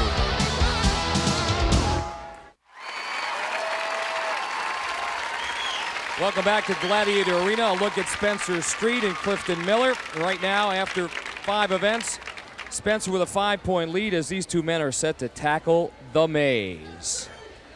It is menacing, it is mystifying. Mystifying because there are so many difficult choices to make. Menacing because inside the maze lurks 4 gladiators. They are Laser, Tower, Saber, and Turbo. And we're going to let you in on a little secret. Here's the long and winding road to maze victory. And if this looks tough, remember there's also a group of 4 bad boy gladiators in there. Well, we mentioned that Cliff Miller is a member of the United States Navy. He should feel right at home in the maze. He serves aboard the USS Theodore Roosevelt, which is monstrous, the size of a small city. There are so many tight corridors in there that, well, Cliff has been through a maze before. Finally finds his bunk. Now he's going to try to find 10 points here in this event. Contenders ready! Gladiators ready! Spencer Street, Cliff Miller poised to go. 45 seconds the time limit. Cliff is flying, but he is flying in the wrong direction. Spencer right behind him. Cliff moving through the maze fairly well. The problem is those gladiators jump out of nowhere. Say hello to Laser, Cliff. Giving him the business, and now Tower does the same. Somehow he squeezes by, and with 20 seconds still left on the clock, Cliff found the solution. I guess being aboard the USS Theodore Roosevelt did pay dividends. Spencer, in the meantime, running around in circles. Still got 7 seconds left on the clock. If he can squeeze by Tower, he does, and he picks up 5 points. And after 6 events, Spencer Street, Cliff Miller, dead even at 52 points apiece. Spencer lagging behind a little bit in the maze. You'll see this shot from his helmet cam. You can follow the path that Cliff lays out. It would have been much easier for him. Well, essentially, that's what he did. He found the same path that Cliff laid out for him and was able to pick up the 5 points. All right, the women now inside the maze. Zap, Sky, Storm, and Siren. And Siren is the subject of our Ask a Gladiator segment. This letter comes from Syracuse, New York, from Seti Corderina, who writes, Dear Siren, I'm 10 years old and I'm deaf. How can I grow up to be just like you? Hi, Seti. One way to overcome many things and obstacles in your life and to be a successful person is follow your heart and know that the only thing you can't do is here. That's all. So go for whatever you want, whatever you dream, go for it. You will be successful too. Siren speaking volumes. You can be my role model anytime. All right, to the task at hand, and that's stopping the contenders from getting through this maze.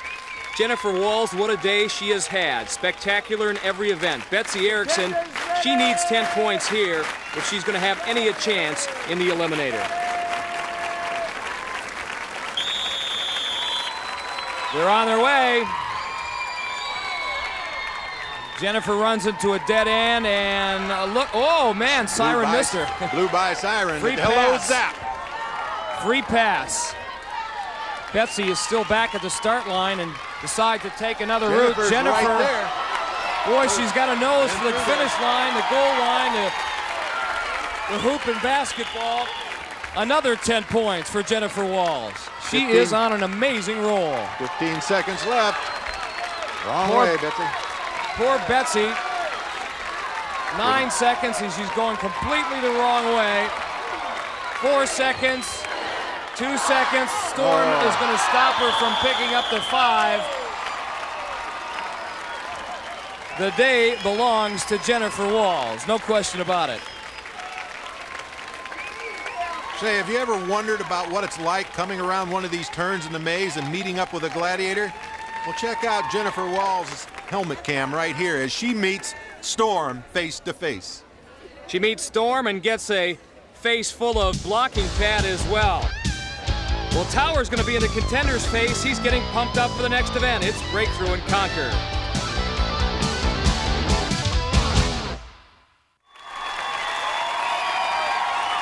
It is crunch time here at Gladiator Arena, our crunch time event where we put the accent on the physical.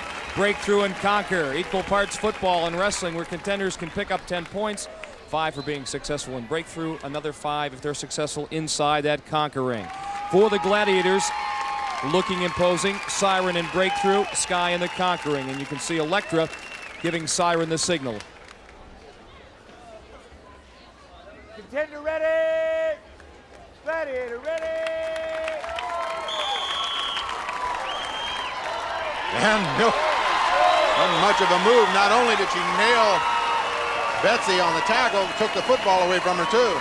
And Siren getting into it, pumping up the crowd. Hard to believe anyone as pretty as Siren could show great linebacker form, but she does. She's up on her toes, meets Betsy head on, not only takes her down, but throws that ball out in the process as well. Now Betsy's got 15 seconds to try to knock any part of Sky's body outside that ring. She's got a leg. That spells trouble usually for the Gladiators. Right on the edge of... Got her close. Betsy with 3 seconds left. She got it with 1 second left on the clock. Sky knew she was in trouble from the very beginning, and the feisty Betsy Erickson, despite being down by a slew of points, never says die.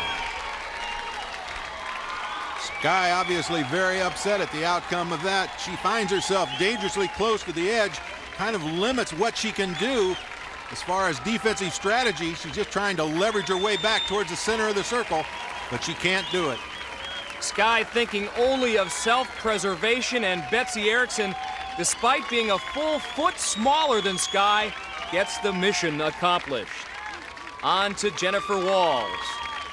What can she do for an encore? Get ready! Let's see how Siren does with her here in Breakthrough. Nice move. But again, Siren demonstrating that linebacking posture you were talking about, Larry. Well, she gets up on her toes. She's ready for the move. Doesn't really bite on it. Does a good job wrapping up Jennifer. Jennifer's powerful. Guy can't let her get a hold of her. Well, she's got one of those half Nelsons on Sky. Sky's helmet goes flying. It's very difficult to stay inside that ring. Easier to pull someone out. Time expires. Sky does a good job. Guy's adrenaline pumping. And for the first time all day, Jennifer Walls shut out in an event. Still, she has a 40-point lead on Betsy. Sky feeling like she has something to prove, a little extra motivation. And she certainly got her hands full with Jennifer. Jennifer very strong. Sky down on the defensive, but she's coming through. She manages to keep that long frame from going outside of the ring. And Cliff Miller's been motivated all day long, as has Spencer Street. The men are up now in Breakthrough and Conquer. Tower undefeated in Breakthrough. In the Conquering, it'll be Turbo, and he's a handful. This may be one of Cliff's best events. He's got great moves. Not good enough there. Tower now 6-0. Tower keeps his feet moving. Cliff gets a little too close and then slips on his move, and that spells disaster for him. So no points there. Now on to the Conquering. Turbo, one of the best of the Gladiators in this event.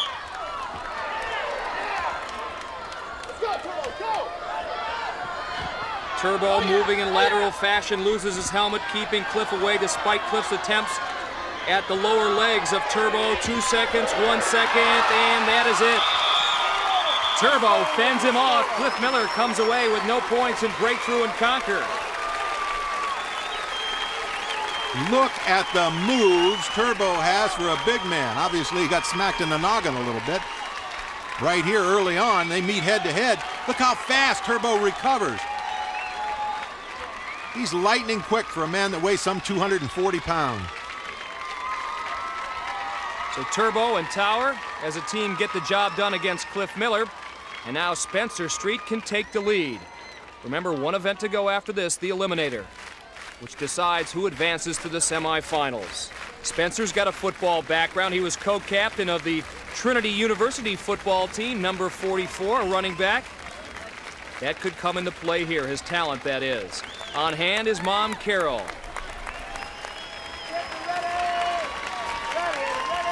Tower once again the opposition in Breakthrough. A lot of dancing going on, stretched out. No, game official Bob Lucetich right on top of things. You can see that Spencer was clearly out of bounds. Tell you what, Tower ought to be very happy with the results here. He was outmaneuvered, but he managed to push him out. And what was Spencer's mom doing while that was going on? Giving a little body English. Come on, Spence! Well, he's got one more chance here in the Conquering, where Turbo stands ready. This would be a monumental upset. Oh, man! Carol Street loves it. Spencer Street with a great job. He gets a double bar arm hold on Turbo, but then feeling the pressure from Turbo, instead of driving into him, just reverses his field, and it works. Caught you off guard, Turbo? That's all I can say. Extremely, extremely quick guy. By the time I got my hands up there, he was already up under me. You get under here, no matter how big you are, you lose the leverage. It's kind of like this, you know? Well, if you like Breakthrough and Conquer, you're going to love the Eliminator. That's going to decide everything when we come back.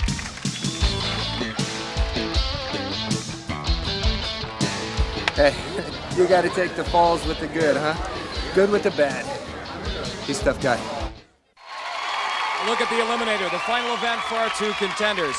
In the women's competition, an interesting development. Both of our contenders, Jennifer Walls and Betsy Erickson, win or lose, they're already assured of spots in our semifinal round. Their point totals good enough to qualify for that wild card spot. The winner, of course, automatically advances.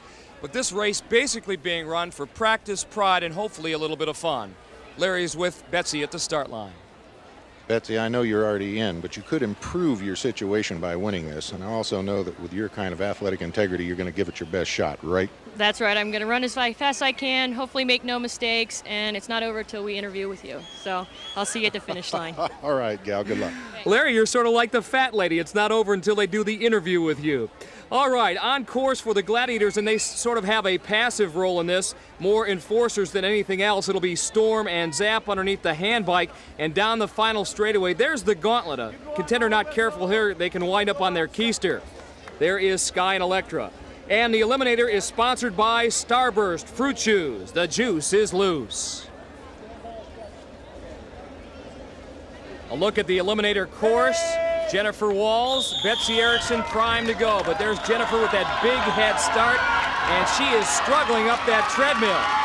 Not as easy as it might look. Now the handbike, this too is tough.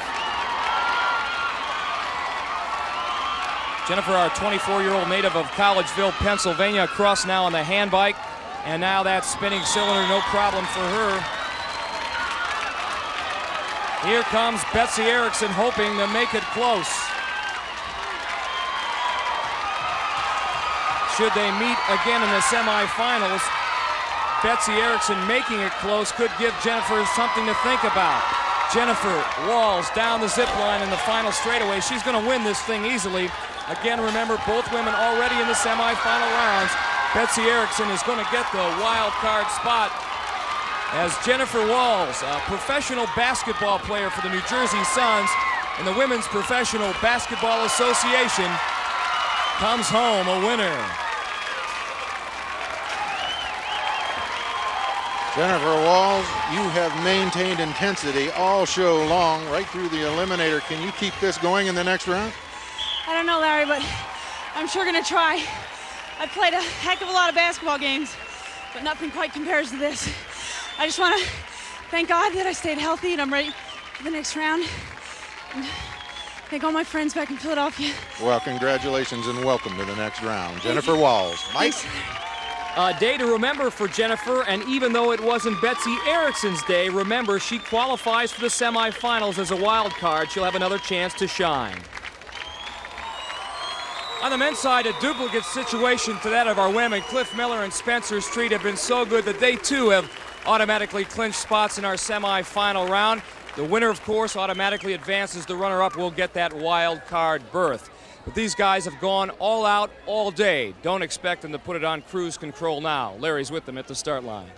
Clifton Miller, you've got a military background. You want to be the winner. I know it. Are you going to let 2.5 seconds stand in your way? Definitely not. It is a downfall a little bit. I didn't expect to be in this position. However, Spencer's a good competitor, and I'm going to be with him all the way. Can't ask for anything more than that. Good luck. Thank you. Larry in the prelims, Clifton's time in the Eliminator, 42 seconds. Spencer's time, 52 seconds.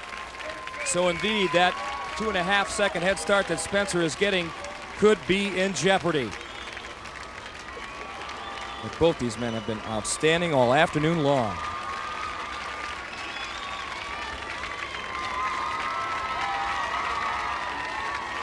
Underneath the band, on the course for the Gladiators, hamming it up a bit, Laser and Tower.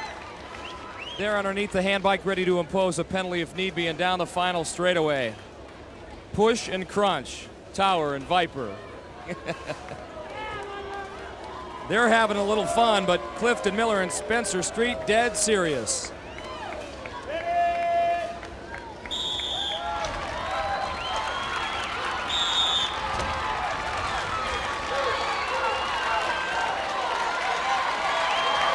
Look at Clifton rip that handbike. Going all out on the cargo net. It doesn't matter that both these men have already clinched spots in the semi. Final round. They are going for the gusto. Side by side, down the zip line. Spencer Street with a slight lead. The wall could tell the tale. We could have a photo finish. It's that final hurdle that does it. Clifton Miller, the winner, but what a race. From a spectator's point of view, I'd sure like to see the two of you face off again. I'd love it. I'd love it. The ultimate match, man. This was like it was the finals. It was great, neck and neck all the way through. Yeah, something. You guys ever compare notes, or do you keep your secrets to yourself? Well, we had the same mentality, basically. Oh, yeah. We've had a good time competing against each other. Good enough. Good luck. Mike? Larry, and a first half season record in the Eliminator. Cliff Miller's time, 34 seconds. Spencer Street just 3 seconds behind, 37 seconds. And who knows, there could be a Street Miller 2 in the horizon. Spencer certainly not a man to alibi. Watch what happened here on the cargo net. Spencer actually takes the lead from Cliff Miller. Cliff gets up there first, but Spencer passes him. He looks to be in good shape coming to the zip line. But then on the final straightaway, as Spencer had the lead, here's where everything changed. They reach that final barrier together. Spencer can't hurdle that final barrier. Clifton does, and that was the difference. See you next week, everyone.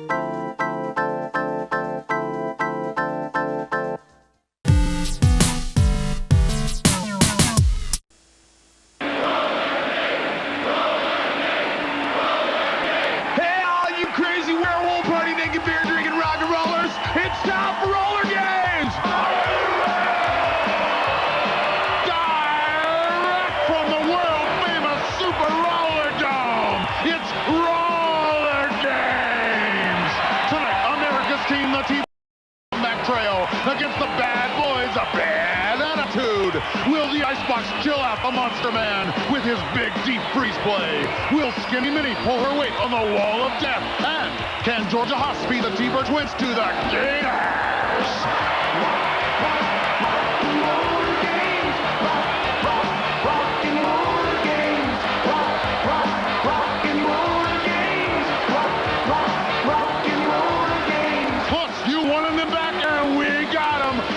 Returns to the Super Roller Dome stage with 2 big hits. All tonight on Roller Games. And hello again, everyone. With David Sands, this is Chuck Underwood from the Super Roller Dome, which tonight is going to be showcasing a classic matchup of good versus evil, the Los Angeles T-Birds against Bad Attitude. Chuck, you know, the motivating force for any team that has been robbed is, of course, revenge. And after last week, the T-Birds were absolutely robbed in the last seconds of the game by the Violators when their manager, Skull, came out and just nailed the T-Bird Gator Skater with his bullwhip. They're seen in our isolated camera. And I'll tell you, this week, I think these T-Birds are out for revenge. But, Chuck, look who they have to face. Bad Attitude, the skaters with a perfect record. None of them has ever made midnight curfew. Their manager is the tart and toxic Georgia Haas, and their #1 torpedo is Monster Man Bernie Jackson, the bully of the roller game schoolyard. He definitely is. Last week, he was humiliated by the Icebox when the Icebox used that big, deep freeze play in the last seconds of the big semifinal, and humiliated the Monster Man in front of a worldwide audience. And this woman right here was humiliated as well. There she is, the skunk, Georgia Haas. Her antics stink so much that her smell brings tears to my eyes, Chuck. Well, after only 7 days, they get a chance to avenge that defeat. Let's go downstairs to Shelley. Tonight's match may get bloody. I was back in the locker room earlier, and Bad Attitude's Monster Man was pounding his head against the wall. I guess that's how this nut gets prepped for the game. Meanwhile, their coach, Georgia Haas, says she has a bombshell to drop that could be devastating to the Thunderbirds. What does this gray-haired grandmotherly she-devil have in mind? We'll find out. But first, let's meet the Thunderbirds! World champions in 19 of their 30 years of existence. Here they are, America's team. The sky's the limit for this team right here, led by the legendary Ralphie Valadares. He has just been nominated to go into the Roller Sports Hall of Fame, and Chuck, he is well deserving of that title. He has been skating in this sport since 1951. Signed a professional contract at age 17 when he came up from Guatemala. He is adored the world over and has taken this team and this sport to shores in every corner of the globe. Now, their game tonight, David, is going to match up the 2 largest animals in the league, and you're going to be watching them especially closely tonight. Absolutely. They're right here. The Monster Man of Bad Attitude at 220 pounds takes on the Icebox. The big Icebox of the T-Birds. There he is right there. The man known for the deep freeze. As we see it, this was the replay from last week when the Icebox just nailed Monster Man in the final seconds of that big game. Well, now for the rules of the sport. 4 skaters from each team will skate at one time. The only ones who can score are the jetters for each. They are the ones who will be wearing the helmet, and they line up in this first lap behind the jetpack as the block is ahead of them are called. And the initial jetters will be a pair of pocket-sized peewees. In the red, white, and blue, Dynamite Daryl Davis, only 146 pounds, and that man, 120-pound bulldog, Scott Pasto. They both get above only that bottom line on the wall of death, and each gets 2 points. Over the jump, likewise, 2 points as they keep their balance. Now comes the jockeying for individual points as the bulldog heads for row 3. Dynamite will now try to pass as many black jerseys as he can, but rear blocker Monster Man will try to prevent it. Can he get around him? He goes outside and cuts inside, and yes, there's a single point.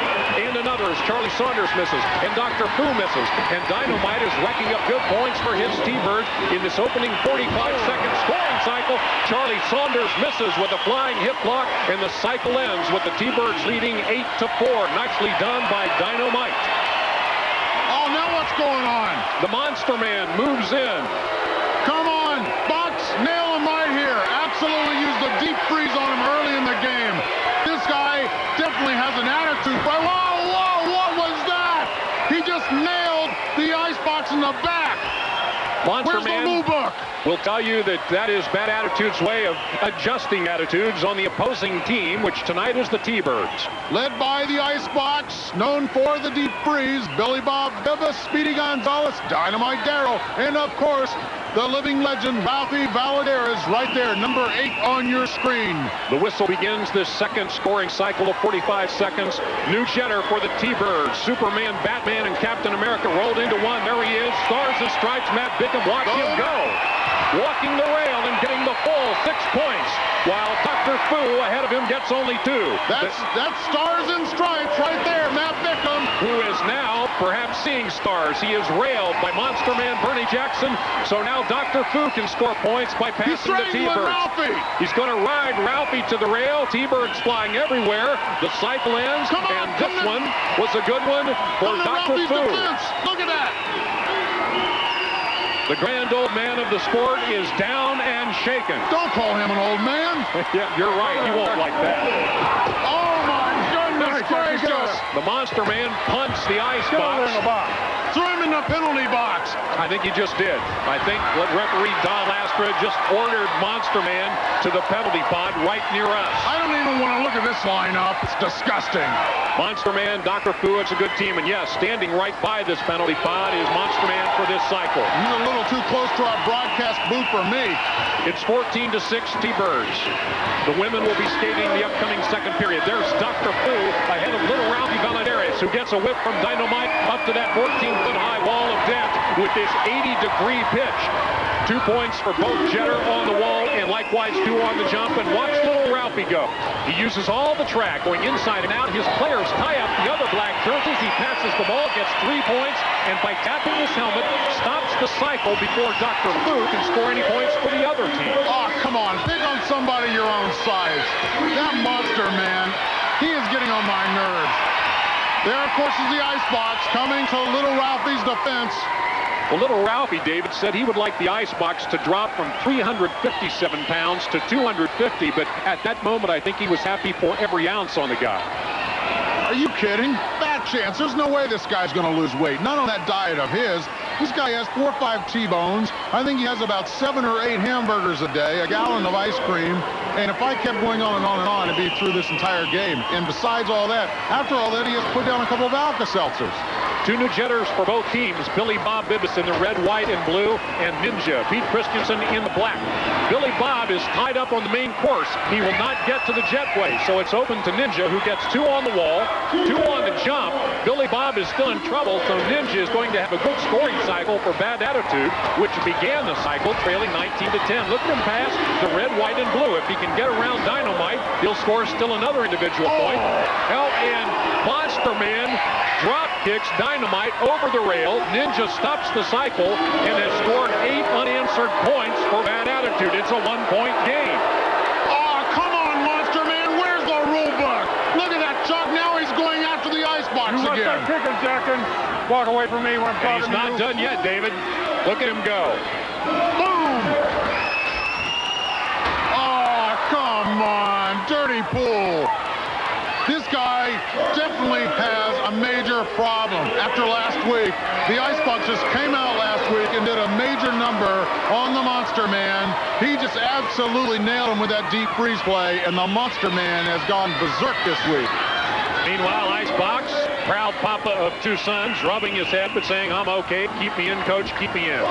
New jetters, Charlie Saunders, a Bad Attitude, and Charlie has just broken the rules. He didn't do that preliminary lap around the main concourse. There he is breakdancing after a fall. Meanwhile, Matt Bickham is doing it right. 6 points on the wall of death, and 6 points as well on the jump. Charlie Saunders cheated by going to the jetway too early, so it becomes a 0-point cycle for his Bad Attitude. And look at Stars and Stripes making hay, passing the black jerseys. He already has scored 13 points in this cycle, now 14, and he has a chance to still get more. 10 seconds left in the cycle. Can he get around Bernie Jackson, the Monster Man, for a final point? Monster Man riding him to the outside. There's Ralphie Valadares. Ralphie absolutely nailed the Monster Man with that flip there, making way for Stars and Stripes to score, and the Monster Man is humiliated once again by Ralphie. Haha, sweet revenge. End of the period. Here's Shelley. We're back.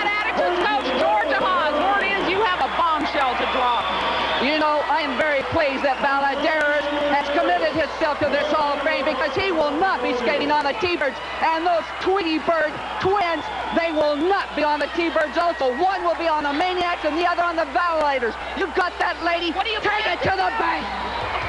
And that's it with Georgia Hahn. Soft spoken. Isn't she? Back to you, boys. Well, what's that mean? I can't believe it. Guess we'll have to find out later. End of the first period. T-Birds lead Bad Attitude 35-18. Upcoming the women of this sport. You can't split these two up. They're the T-Bird twins. You will also hear from Wally George. Wally has a beat. Tonight's halftime headliner, Warren. As you look once more at the end of the first period, and Ralphie Gladiators buried his wheels into the Monster Man. That's it. They'll match up again in the fourth period. We'll be back. Don't go away. Roller Games will be right back. Before the day I met you, life was so unkind. You're the key to my peace of mind. 'Cause you make me feel. You make me feel. You make me feel like a natural woman.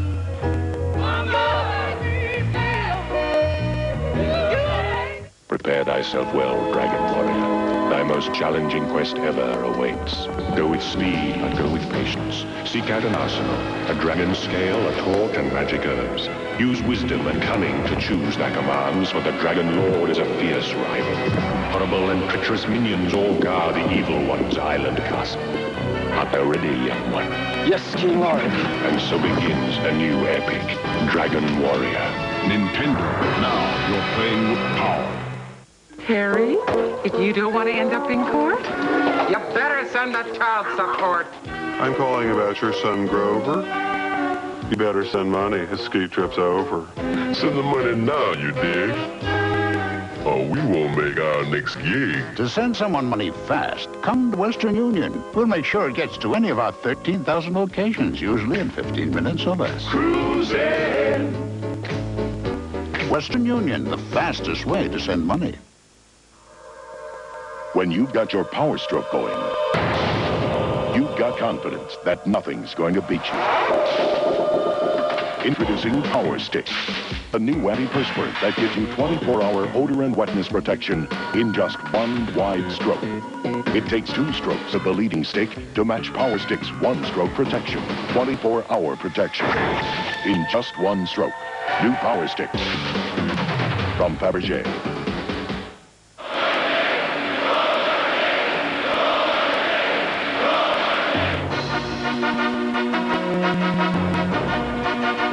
Here at Roller Sports Central. Well, friends, what we witnessed last week could signal the end of this great sport as we know it. One of America's great sports has turned into a zoo.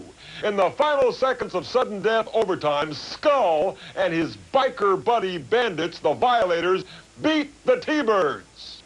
Joining us live is Skull. Now, Skull, all of America thinks you cheated, and so do I, you idiot. What do you say about that?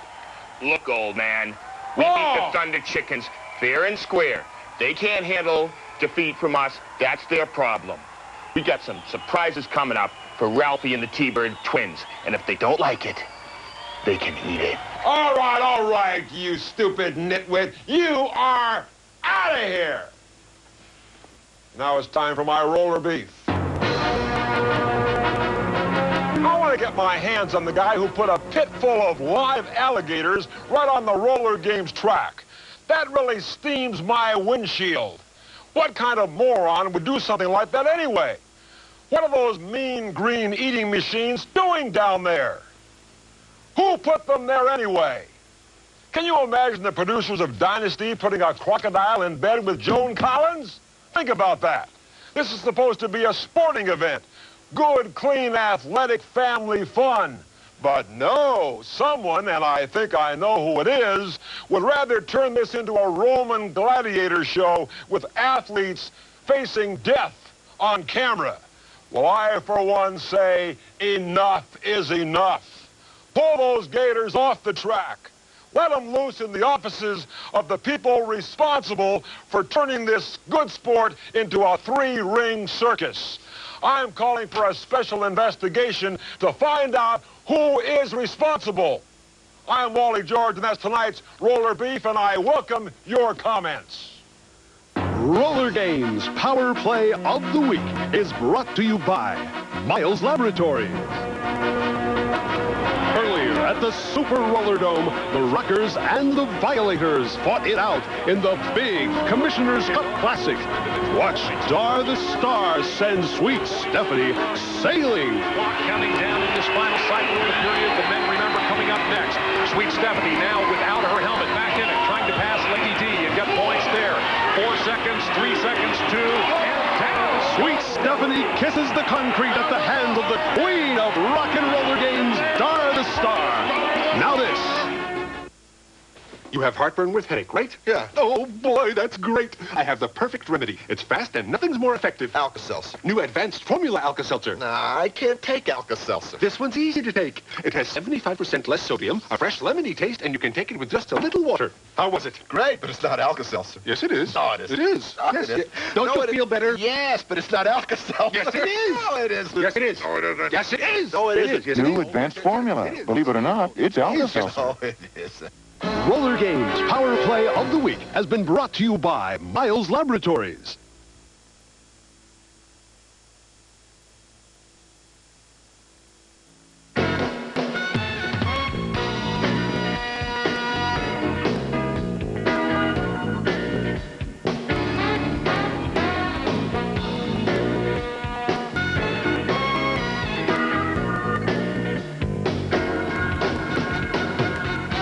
Now that summer is long gone, Alpine Light still brings you a light, refreshing taste of summer, even during the winter.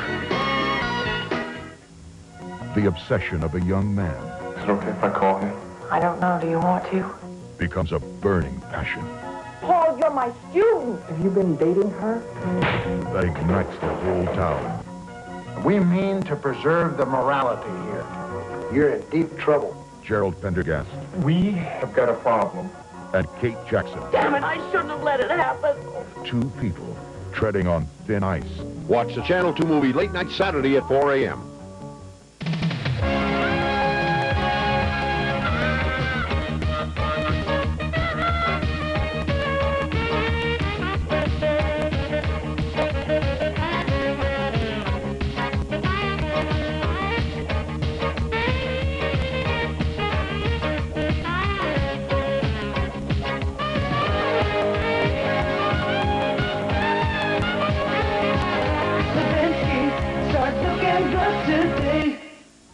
Hello, morning sunshine, hope that good things come your way. Fall is here, and winter is on its way. To keep your family warm and full of energy, make sure you have plenty of Sunrise Meats on hand. Sunrise Meats, packed right here in Atlanta, Canada, for your assurance of freshness. This fall and winter, warm up to Sunrise Meats. Always the perfect balance between quality, price, and taste. Come on in with Canada and have a sunrise day.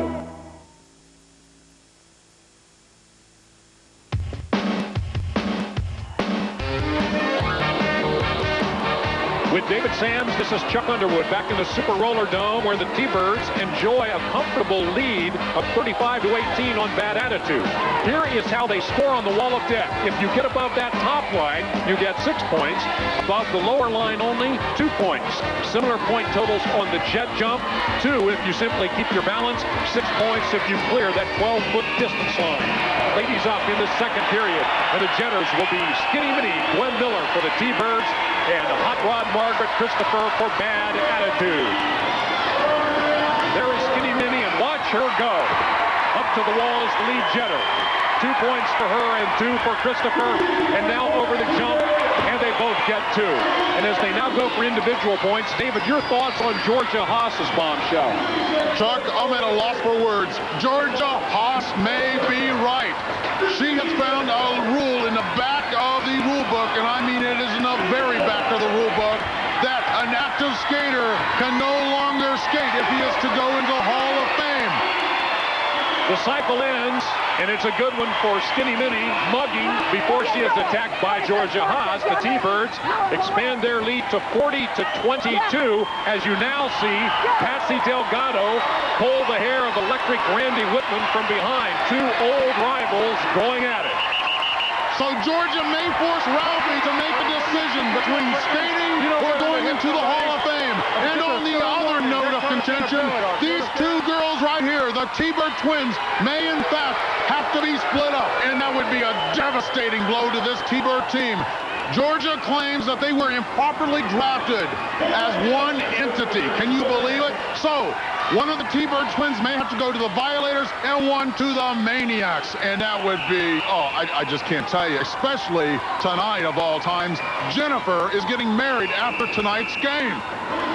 And Jennifer, Christine is the other T-Bird twin, is on the track right now. The new jetters are Gina Go-Go Gonzalez in the red helmet, and there's the brat, Lyle Morse, great-great-granddaughter of Samuel Morse. Yes, the guy who invented the Morse code.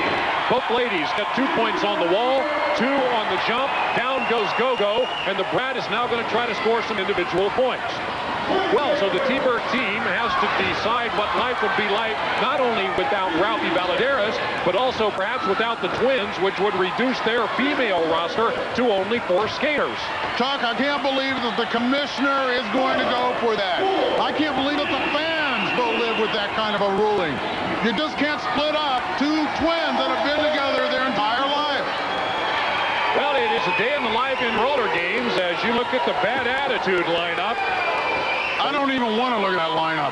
The Latin Spitfire is Patsy Delgado. You just saw the brat outscoring her T-Bird counterparts and pulling bad attitude back to within 14 points. Skinny Minnie is back jetting for the Birds. Watch her go. She is a very adventurous skater. Up to the wall. Behind her is Hot Rod Christopher, and Hot Rod gets 6. Only 2 on the wall for Skinny Minnie, and they both get 2 on the jump. Hot Rod Christopher in the black is a former 3-time world champion in BMX bicycle racing. But she right now is having a tough time because excellent rear blocking by that woman, Electric Randy Whitman, and in another venue on the court, excellent rear blocking by the Latin Spitfire, Patsy Delgado. There she goes. It is a very tough, brutal cycle for both jetters. It's all out war out there. 5 seconds left in the cycle. 3 seconds to 1, and it will end. But before being pummeled by those rear blockers, Hot Rod Christopher scored 8 points, and that woman, Skinny Minnie, only 4. So bad attitude is coming back into this one. And as we see on the LA Gear scoreboard, we're within a couple of minutes of that big halftime show. You asked for them, now they're back. Lawrence returns with 2 big hits. Coming up in just a couple of minutes after this cat fight. Now, speaking of big hits, Electric Randy and Hot Rod Christopher swinging away, and there is the venomous Georgia Haas. Make her Gator bait. I am so sick and tired of Georgia Haas stopping play. As you all know, each quarter is 6 minutes. You shut up, lady. I'm trying to get a couple of words in. Each quarter is 6 minutes in length, and normally there is time for 4 or 5 scoring cycles within each 6-minute quarter. Well, in all likelihood, here comes the last one. And skating for the T-Birds will be Debbie McCorkle, the corker. There she goes as the lead jetter. Behind her is the brat, Lyle Morris. 2 points per woman on the wall and 2 on the jump. And how about Debbie McCorkle? She is living the fantasy. She said she was a T-Bird fan at age 4. Ralphie Valadares was her idol. She is now skating as a T-Bird, and Ralphie is still around as both teammate and coach. But on this cycle, it is that woman, the brat, Lyle Morse, racking up points again. Morse is having a terrific game. Under 10 seconds left in the cycle. There goes McCorkle trying to pass another black jersey. It is Gail Bowers, the bopper, who just nudges her over the rail. Meanwhile, the brat scores strongly.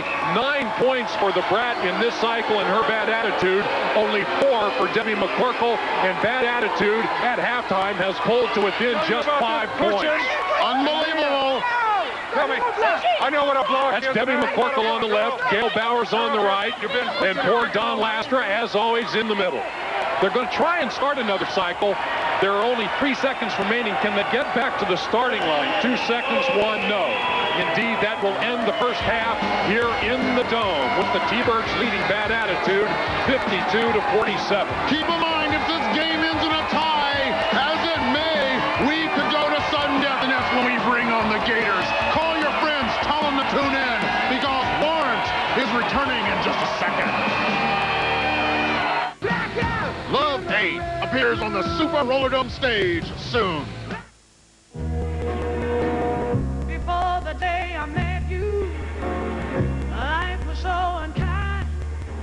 You're the key to my peace of mind. 'Cause you make me feel, you make me feel, you make me feel like a natural woman.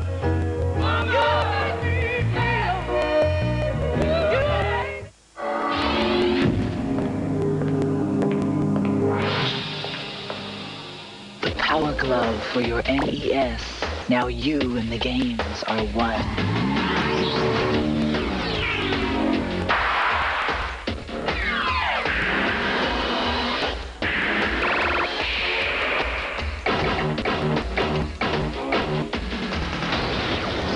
The Power Glove. Everything else is child's play. This season, get all the big ones on one great album from Loverboy.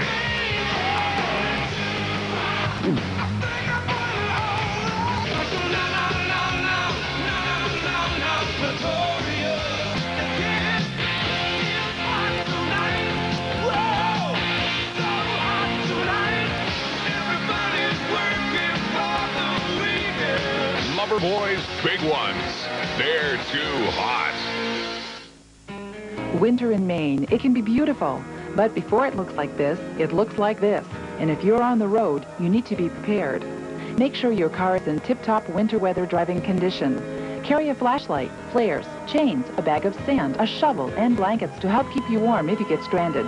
Drive slowly and be sure everyone is secured in car safety seats and seat belts. Maine winters are beautiful, but treacherous if you're not prepared. So plan ahead and think safety because your family matters. You buy Levi's non-zip, ever-hip, button-fly 501 jeans.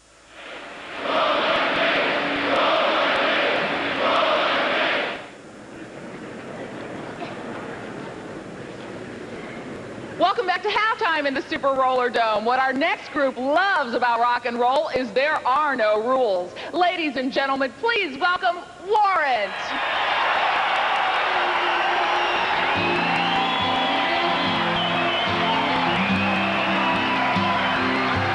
Got a picture of your house, and you're standing by the door.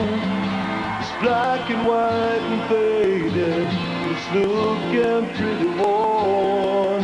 See the factory that I worked, silhouetted in the back.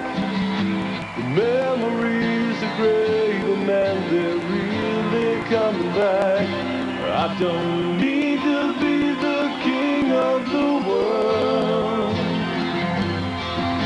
as long as I'm the hero of this little girl. Heaven isn't too far away, closer to it every day. No matter what your friends might say, how I love the way you move and the sparkle in your eyes. There's a color inside the night, crucible sky. When I come home late at night, and you're in bed asleep, and I'll wrap my arms around you so I can feel you breathe. Well, I don't need to be a Superman, as long as you will always be my biggest fan. Heaven isn't too far away,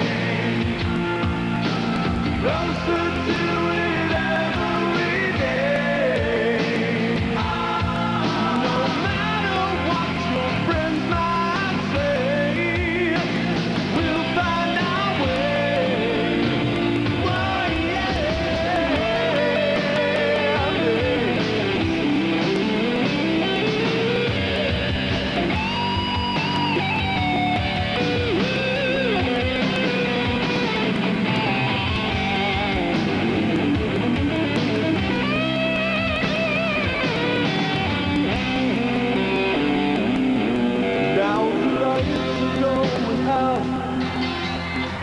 on the boulevard. Memories come rushing back and it makes it pretty hard. Well, I got nowhere left to go. No one really cares. I don't know what to do, but I'm never giving up on you.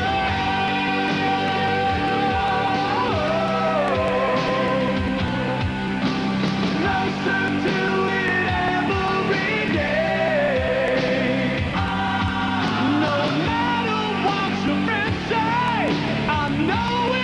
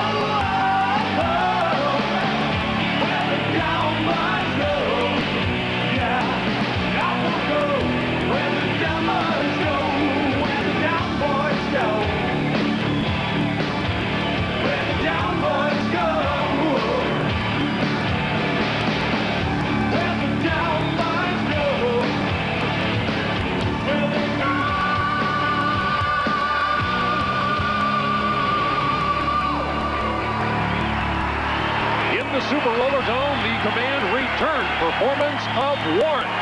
Next up, the ladies. It's a close game. Stay with us. I've been lucky. I have 2 friends.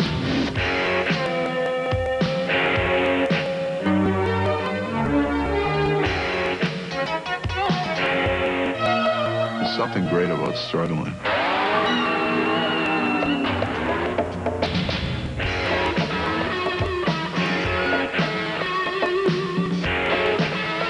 Just a little bird, you know? Little ballerina. I used to have dandruff, so I tried Head and Shoulders. Then I tried Selsun Blue. Blue is better. Selsun Blue relieves dandruff liking better than Head and Shoulders. And doctors recommend it more than Head and Shoulders, Denorex, and Tegrin. Blue is better. Selsun Blue. Feeling good about yourself. Feeling carefree. Carefree sugarless bubblegum. The full flavor's gonna blow you away. Now in wild cherry, too.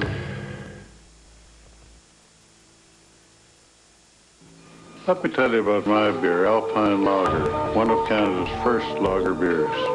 Alpine is part of my family's long brewing tradition, a tradition that goes back to 1866, before Canada became a country. That's my great-grandfather, John James Dunold. You see, when it comes to brewing beer, I'm just a kid. Smooth, clean Alpine. For people who know their lager. This one's ours. Hi, my name is Eric Weinrich. As a hockey defenseman, my job is to help shut out the other team. But if drugs are a goal in your life, you could be shut out. Out of school, out of work, out of life. As a main kidder went from the Olympics to pro hockey, I can tell you that success comes from a little luck, a lot of hard work, and some good clean play.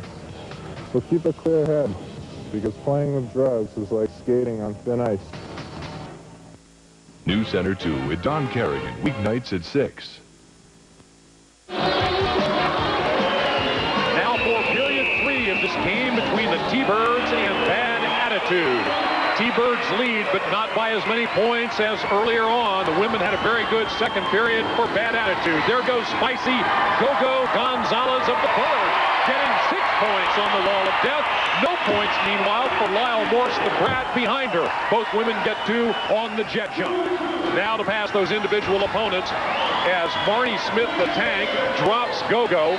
She'll now try to clear a path for Lyle Morse, and Morse gets around all 3 T-Birds, taps her helmet, and by doing so, ends the cycle. And little Lyle Morse has scored 26 points tonight.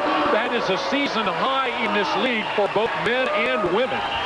Morse is an aggressive and a very effective jetter, but you know one thing, she has yet to make a 6-point play all season. Her point-scoring effectiveness on the jetway is unquestioned, but her ability to excel to that 6-point level remains a troubling question to this Bad Attitude team. We'll just have to see. Bad Attitude's new jetter is the Latin Spitfire, Patsy Delgado. Debbie McCorkle is there in the red helmet. Randy Whitman is going to whip McCorkle. She'll be the lead jetter. 2 points for her on the wall, and likewise for Patsy Delgado, who is a veteran in this league and has shrugged off fractured ribs and a broken tailbone, and she has accumulated those injuries by playing it just that rough. McCorkle will re-enter the track. The T-Bird twins are in, and down goes one of them.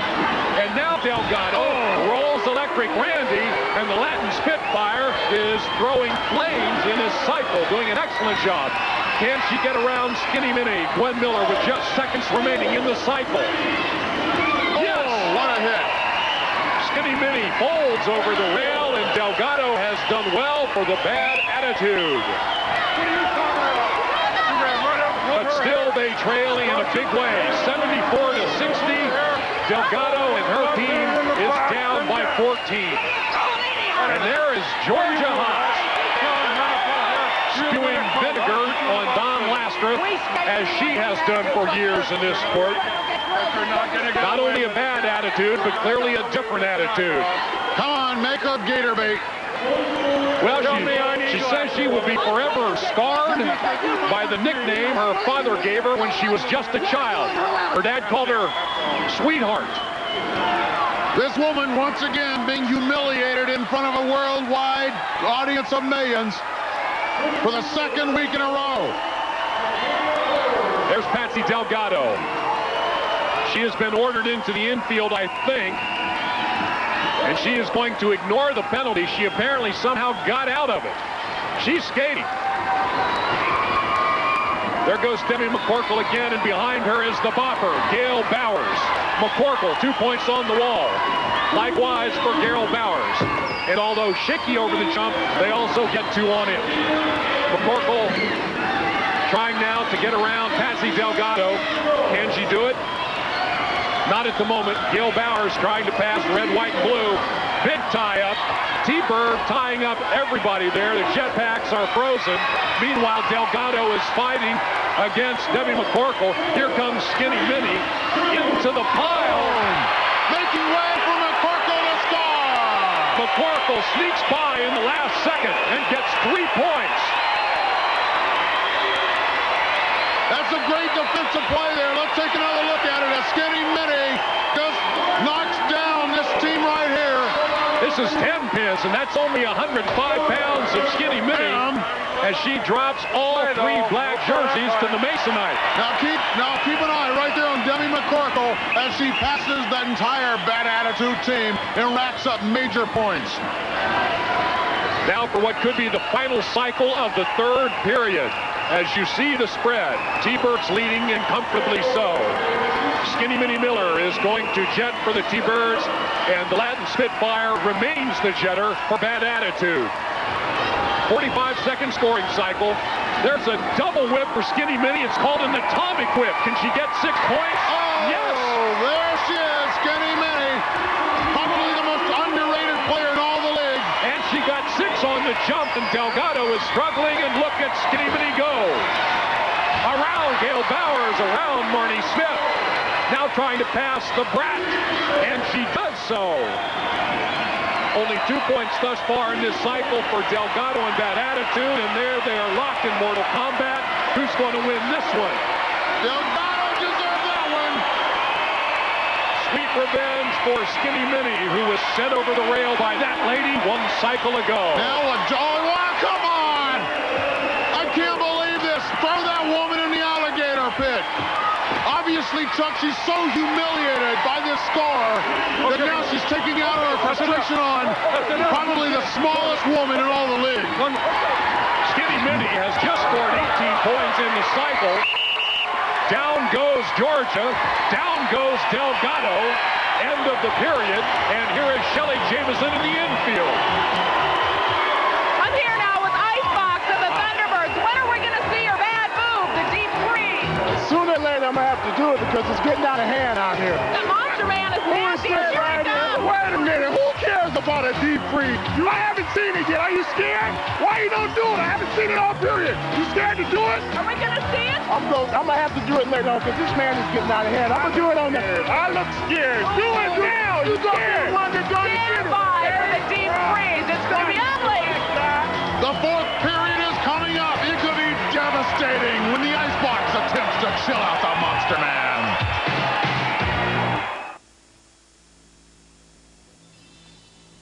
Sunrise prepared meats. It's a good morning. It's a good day. When you shop for your family's good meals, look for the Sunrise and follow it to great taste and nutrition. Sunrise carefully selects and prepares only fine meats for quality, flavor, and value. It's a good morning. It's a good day. Laverdier's Super Drugstores have a special way to remember special people during the holidays. An ambassador card has just the right message for each of them. To a loving mother, a wonderful father, a hard-working husband, or a much-loved daughter. Buy 3 cards, get the 4th card of equal or lesser value free. Make this a Christmas to remember at Laverdier's Super Drugstores. Laverdier's Super Drugstores for cards and all of your holiday needs. The secret world is like nothing you've ever seen. A startling journey to the known and the unknown, the natural and the supernatural. A world of werewolves and vampire bats, black magic and white sharks, devilish demons and mystical mountains, where magic and legend are a way of life. Come with us now to a place where civilization itself is no more than a myth. Christopher Lee holds your passport to the hidden world of living magic, the secret world. Watch Secret World late night Saturdays at 3 a.m. only on Channel 2. Most Canadians are hard-working, mild-mannered people who enjoy quiet, intellectual activities.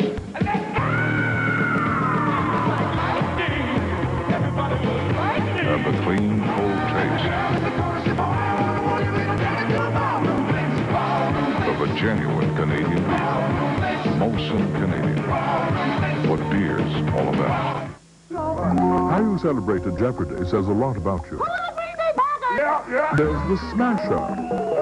What is the straight flush? Yes! The high five with belly bump. Who was Pavlova? The spiker. Who was Beethoven? The Twickenham School of polite hand clapping. And of course, the revelry reflex. Jeopardy, the most fun you can have with your brain. Jeopardy, weeknights at 7:30 here on Channel 2.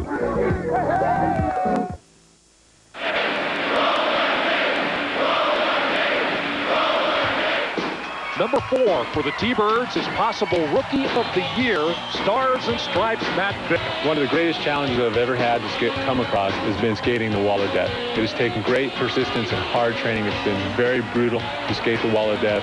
I have done it, and if it wasn't for my coach, Ralph Valadares, I couldn't have done it. And Matt Bickham will indeed be jetting as we begin this 4th period of play with his T-Birds enjoying a comfortable lead on Bad Attitude. Matt Bickham, Stars and Stripes. He stands for everything that is right. Truth, justice, and the American way. This guy's got spirit, desire.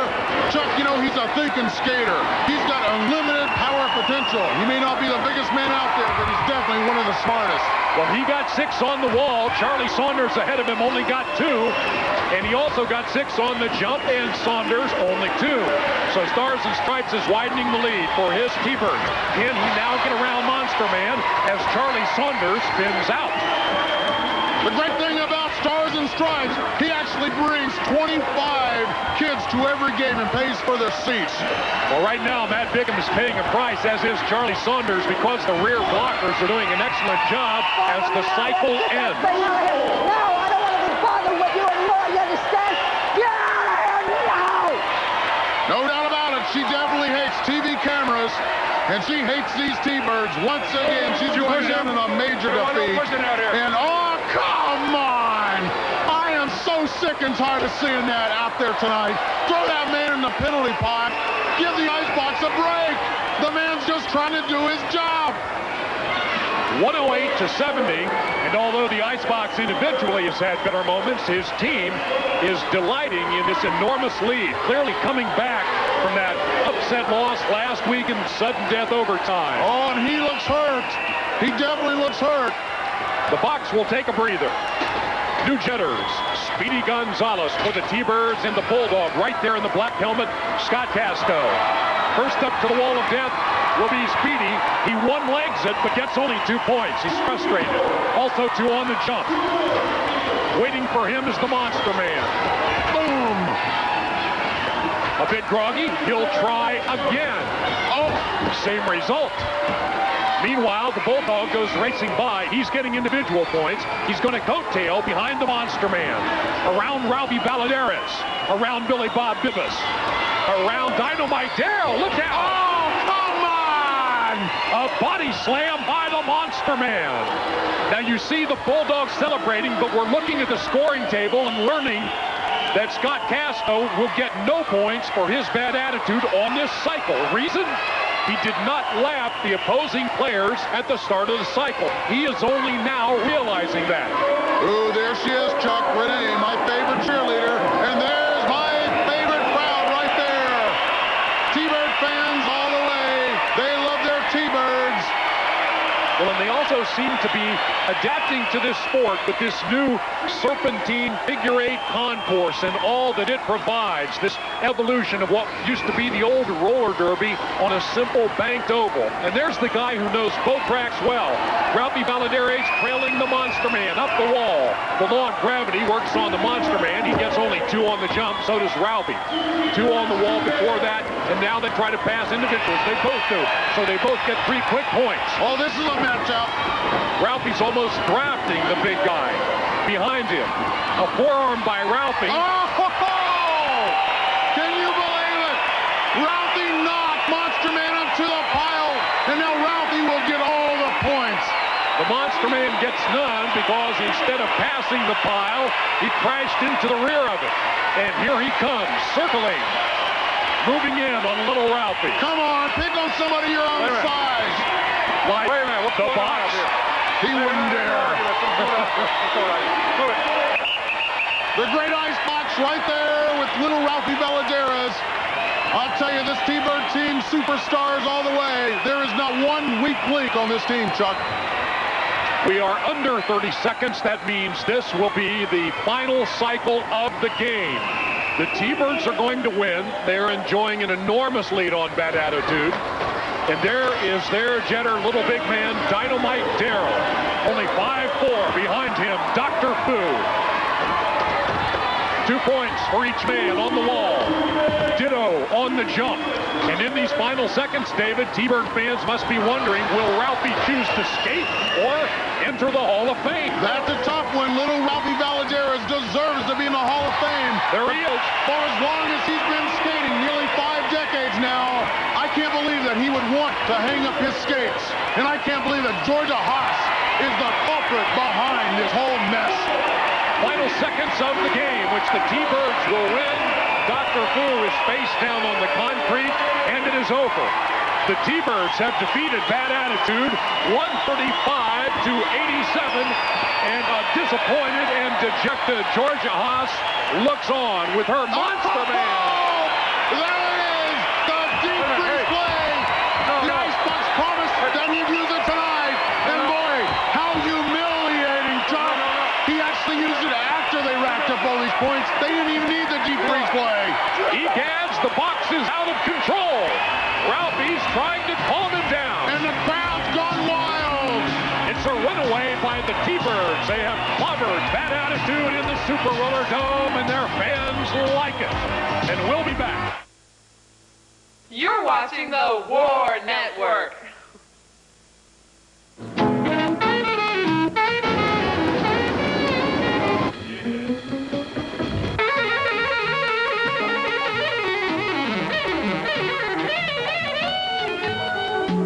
I don't know where it comes from, you know. As long as it keeps coming, right?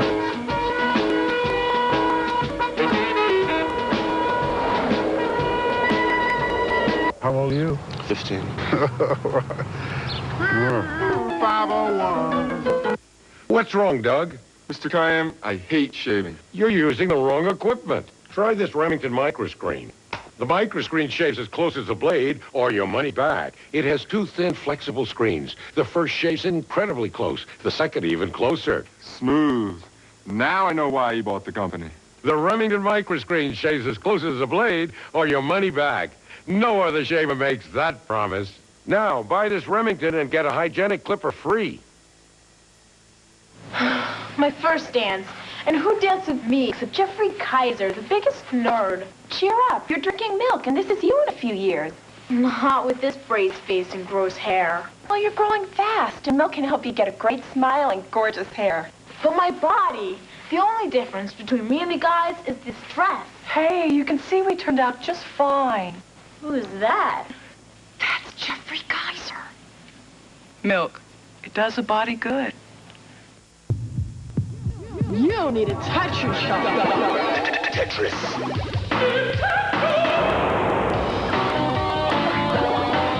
Have you been Tetrisized? Square, rectangle, trapezoid, tetrazoid. Nintendo introduces Tetris. Put a piece here, put a piece there. Use your thumbs, use your eyes. Find yourself Tetrisized. Now You're playing with power.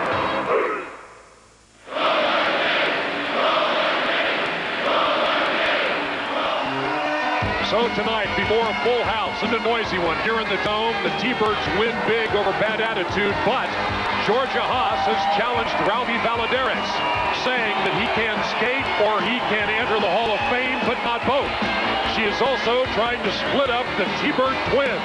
David Sams has more on that. David? The record book may show sweet victory, but the fact is it may be an indirect defeat. Ralphie, are you going to hang up the skates or go into the Hall of Fame? David, I don't know at this moment. I don't know what's really going on. This Georgia has been giving nothing but trouble. I'm going to have to talk to Mr. Griffith and find out exactly what we can do, because at this moment, I don't know. I'm just so upset about the Georgia that it's really got me puzzled. I think all America shares your concerns, and believe me, not only that, Listen, but I am sick and tired of you Tweety Birds and your song and dance. You're going to the Violators, you're going to the Maniacs, and you has-been old man, forget it, you'll never skate again, you understand? We will keep you posted on this controversy. Back to Chuck. All right, David, the T-Birds have won. Next week, it'll be this same Bad Attitude against Hot Flash. Please join us then. The following companies have paid a fee for promotional consideration. Gaetano invites your family to get to know the Gaetano family of products. Gaetano Bodywear, the spirit of family.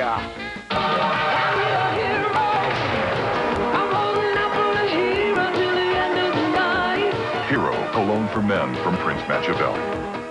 It's electronic battleship where you program an all-out attack to sink your enemy's fleet. You sang my battleship. Battleship and electronic battleship from Milton Bradley. Balance of power and an easy alliance of fate.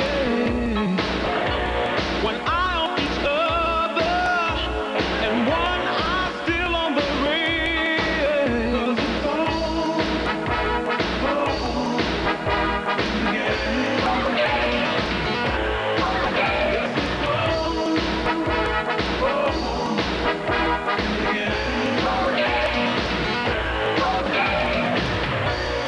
Question of passion, of doing whatever it takes to turn desire into action when everything's at stake. But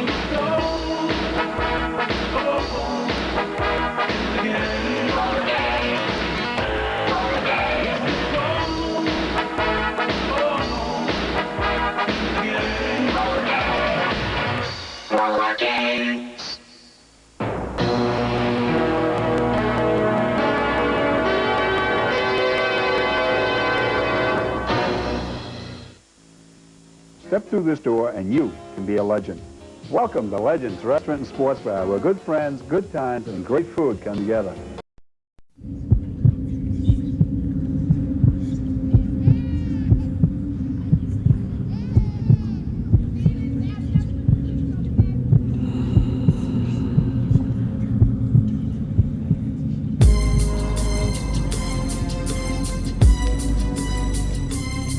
You want to tell me what this is all about?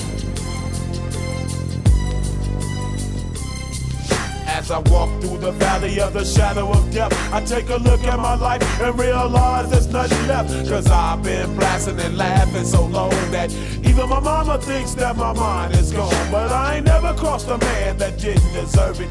Me be treated like a punk, you know that's unheard of. You better watch how you're talking and where you're walking, or you and your homies might be lined in chalk. I really hate the trip, but I gotta low. As they croak, I see myself in the pistol smoke. Fool, I'm the kind of G the little homies wanna be like, on my knees in the night, saying prayers in the street light. Been spending most of their lives living in the gangster's paradise.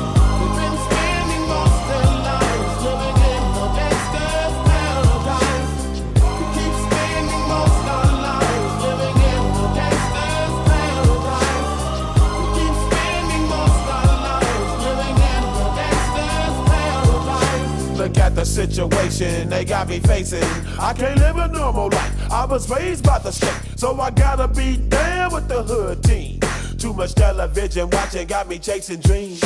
I'm an educated fool with money on my mind. Got my tin in my hand and a gleam in my eye. I'm a loped out gangster, set tripping banker. And my homies is down, so don't arouse my anger. Fool, death ain't nothing but a heartbeat away. I'm living life, do or die. What can I say? I'm 23 now, but will I live to see 24? The way things is going, I don't know. Tell me why are we so blind to see that the ones we hurt are you and me? We've been spending most of our lives living in the gangster's paradise. We've been spending most of our lives living in the gangster's paradise. We keep spending most of our lives living in the gangster's paradise. We keep spending most of our lives living in the gangster's paradise. Power and the money, money and the power. Minute after minute, hour after hour, everybody's running, but half of them ain't looking what's going on in the kitchen. But I don't know what's cooking. They say I got to learn, but nobody's here to teach me. If they can't understand it, how can they reach me? I guess they can't, I guess they won't, I guess they front. That's why I know my life is out of luck, fool. We've been spending most of our lives living in the gangster's paradise. We've been spending most of our lives living in the gangster's paradise. We keep spending most of our lives living in the gangster's paradise. We keep spending most of our lives living in the gangster's paradise. Tell me why are we so blind to see that the ones we hurt are you and me? Tell me why are we so blind to see that the ones we hurt are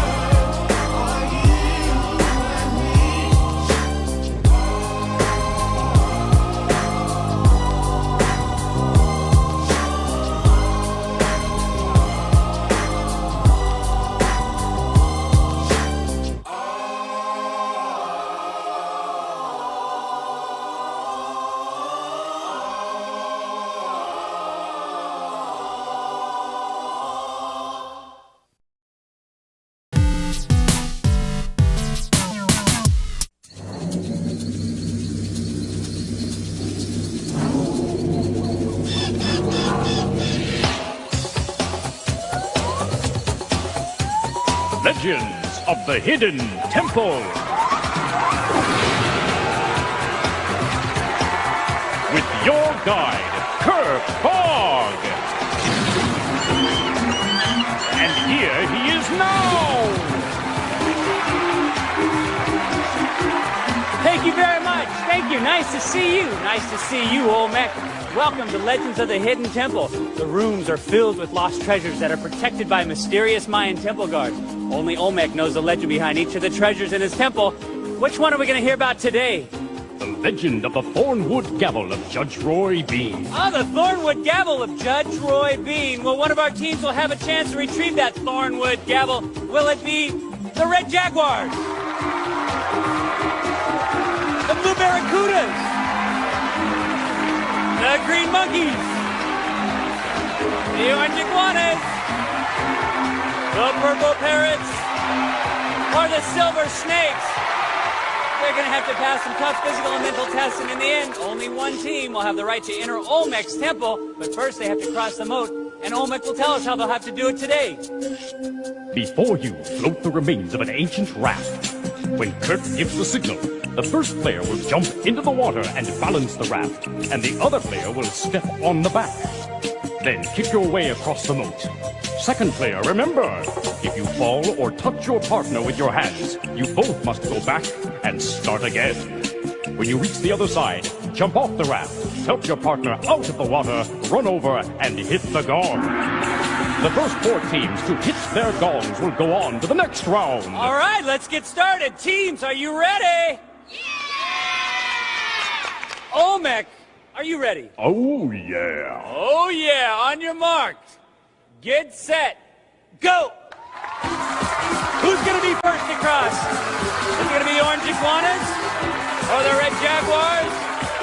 Well, it looks like the Purple Parrots swiftly, they move across. Good teamwork and balance. Oh, but they're backing up. Oh, they had to go back. He touched his partner, so that gives the Orange Iguanas. Maybe they're going to be the first team. Yes, the Orange Iguanas. Silver Snakes down. Here come the Red Jaguars. Here come the Green Monkeys. Keep your balance. Don't lose the momentum. Oh, we got 2 more teams. We got to get a partner out. And we got the Green Monkeys out. And we're looking for one more. Is it the Red Jaguars? Yes, the Red Jaguars. We're looking for one more team. This isn't easy. The Silver Snakes know it. They've fallen off a couple times. Will they make it? I think they are. Silver Snakes. We gotta hit the gong now. That's it. We've got our 4 teams right there. Silver Snakes had a tough time in the first 3 tries across, but the last time made it across with ease. Going on to the steps of knowledge are the mighty Silver Snakes.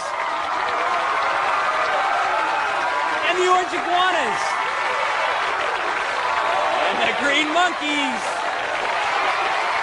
And the Red Jaguars.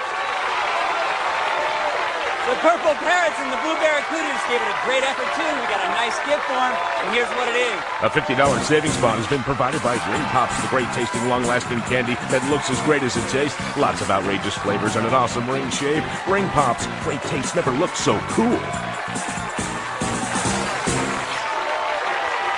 As the quest continues, it's now time for Olmec to tell us about the Thornwood Gavel of Judge Roy Bean. But teams, you gotta have to pay attention because your knowledge of the legend can bring you a step closer to Olmec's temple. One of the orneriest and wiliest legends of the Wild West was Judge Roy Bean. He called himself the law west of the Pecos, and if he was it, there wasn't much. He held court in his own saloon, and the town didn't have a jail, so convicted criminals had to pay fines, mostly to the judge himself. He had a pet bear, and if anyone acted up, the judge used the bear to restore order. One day, a couple of cowpokes came into court carrying an unconscious man. One of the cowpokes addressed the court. Judge, we found this man out by the new bridge. We think he fell off it. Do you know who he is? No, sir. We went through his pockets, but all we found was $40. Stranger, you got anything to say for yourself before I find you guilty? How can he say anything? He's out cold. No one can say he didn't have his chance. Sir, I find you guilty of loitering. The fine is $40, payable to me right now. Now take him over to Doc's place. And he slammed down his Thornwood gavel. Judge Bean is long gone, but his gavel made its way to the temple. You must find the Thornwood gavel of Judge Roy Bean and bring it back here. Thank you, Olmec. So tell us, where is this Thornwood gavel? The Thornwood gavel of Judge Roy Bean can be found in the Jester's Court. All right, teams, you're now standing on the steps of knowledge. In a minute, Olmec's going to ask you a question. If you think you know the answer, I want you to stomp down on the ancient marking in front of you. If you're right, you're going to move down to the next level. But if you're wrong or run out of time, I'm going to give the other teams a chance to answer. The first 2 teams to make it to the bottom level will be one step closer to Olmec's temple. Olmec, we're now ready for your first question. Did Judge Roy Bean call himself the fastest gun in the West, the hanging judge of Deadwood, or the law west of the Pecos? Green Monkeys. The law west of the Pecos. That is correct. Good answer. Step down, Green Monkeys. Next question, Olmec. Is a gavel a wooden hammer, a judge's bench? Green Monkeys. Yes, the wooden hammer. That is correct. There you go. Green Monkeys are stepping down and just one step away from the temple games. We're looking for 2 teams. Olmec, next question. Was Judge Roy Bean's gavel made of wormwood, a bear's leg bone, or thornwood? Silver Snakes. A bear's leg. Incorrect. Orange Iguanas. Thornwood. That is correct. There you go. Step down, Orange Iguanas. They're on the board. Still plenty of time for the Red Jaguars and the Silver Snakes. Next question, Olmec. As a pet, did the judge have Green Monkeys? Bear. That is correct. There you go. Bear gets them right into the temple games. This is our first team. It's the Green Monkeys. We're looking for one more team. Who's it going to be? The Orange Iguanas, the Silver Snakes, or the Red Jaguars? Next question. Did the judge use his bear To restore order to... Orange iguanas. To restore order. That is correct. There you go. The orange iguanas are stepping down and just one step away. Next question, Olmec. Did Judge Roy Bean hold court in a funeral parlor, a wigwam, or... Orange iguanas. A saloon. That is correct. These two teams will be going on to the Temple Games. It's the Green Monkeys and the mighty Orange Iguanas. Great job. Red Jaguars, step on down. Come on. Silver Snakes, come on over here. Red Jaguars and Silver Snakes did a great job, too. We got a nice gift for them. And here's what it is. Check out the funniest, most outrageous book series ever, Barborama. Look for this stomach-churning, hilarious new series now. These two teams will be going on and playing for the right to enter Olmec's Temple, and they're going to do it right after this.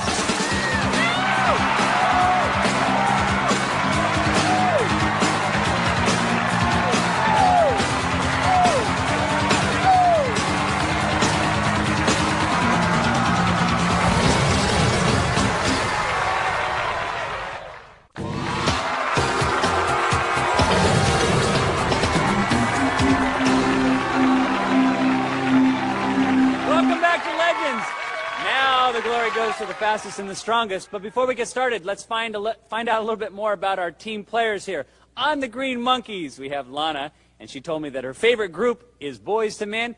Christopher here is into nature hikes. He likes to mountain bike ride, and he also likes to watch scary movies. Let's hear it for the Green Monkeys.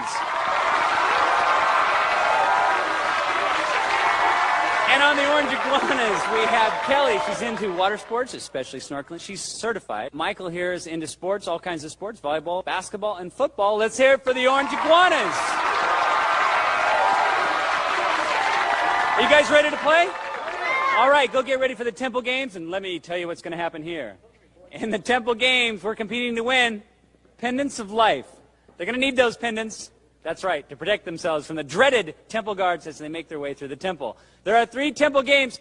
Olmec, tell us about temple game number 1. Judge Bean acquired so much money through the years that he hid most of it in some very unlikely places. The judge stashed some of his loot in this underground cavern. You found it, but it's too heavy for you to carry. When Kirk gives the signal, hook your rope onto the bag of money and quickly make your way out of the cavern, trailing the rope behind you as you go. Once you've escaped, pull on the rope until you pull the bag of money out. The first player to pull out their bag of money, or the player that's further along in 60 seconds wins. They're ready to go, so let's put 60 seconds on the clock. On your marks, get set, go! They loot their way out. Wow, Green Monkeys are moving. They gotta make their way through the shaft. Uh-oh. You gotta still find your way. Which way's gonna get them out? They hooked the ropes. Now they gotta get the rope out of there. Then they gotta pull the money out. But first they have to clear the rubble. 29 seconds. They want to get their large bags of jewels out. Boy, this is going to be down to the wire. Who can pull the bags through? There's the green. They're on the ground. Nice back technique. Orange Iguana's going to have to catch up. 9 more seconds. Oh! That's it right here. That's it. Come on in. Come on in. Come on in. Great job. Great Monkeys laying on the ground there. Let's take a look and see what we've got. The Green Monkeys got their bag of money to the 3rd chamber, and the Orange Iguanas got their bag of money to the 2nd chamber. That gives the Orange Iguanas the half pendant of life. Well, as you can see, things are heating up early in this match. The next game's worth a half pendant, and the Green Monkeys can catch up there. Olmec, tell us about Temple Game number 2. According to the legend, when the cowpoke found the unconscious man, he brought him back into town as quickly as he could. Just like the cowpoke, you are about to ride as quickly as possible with your own unconscious passenger. When Kirk gives the signal, the horse will start galloping. Hold on tight. if you fall off, or if you drop the unconscious man, start again. Every time you fall off, your opponent will score points. The player with the most points at the end of 60 seconds wins. Okay, it looks like teamwork here. So let's put 60 seconds on the clock. On your marks, get set, go. They're connected to the hitching post. The unconscious man wants to go up, but the players don't. Oh, if the unconscious man's off, but that doesn't count against you. Oh, my. Green fell off, so the orange gets the point.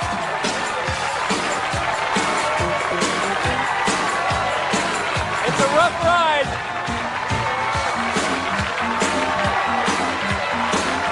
Orange is holding on tight. His partner's trying to pull him off. 16 seconds. Oh, it's just tough. What a great match. They've both got iron grip. Time is up, and let's check it out. Come on down, guys. Come on down. He stays. Okay. The green monkeys fell off one time, so that gives the orange iguanas the 1 point, giving the orange iguanas the half pennant of life. Your guy was really trying to pull you up, but you were doing a great job. We go to the third and final game. It's worth a pendant. The orange iguanas have 1 full pendant. The green monkeys are still looking to score. Olmec, tell us about Temple game number 3. In Judge Bean's day, large sums of money were usually transported by Wells Fargo wagons. Just like Judge Bean, you are riding the Wells Fargo wagon, picking up your money. Since the judge stashed his money away in many different hiding places, you'll have to stop at points along the way. When Kirk gives the signal, roll your wagon up the ramp. Then, one player will jump out, grab a gavel, and pass it to their partner, who'll smash one of the judge's piggy banks. Grab the money, get back in, and roll over to the vault. Drop your money in the vault, then roll back and do it again. The first team that deposits both money bags wins. Okay, guys, this is for the temple. Remember, don't hog. Do not put 60 seconds on the clock. On your mark, get set, go! Round and round they go. Where they stop, nobody knows.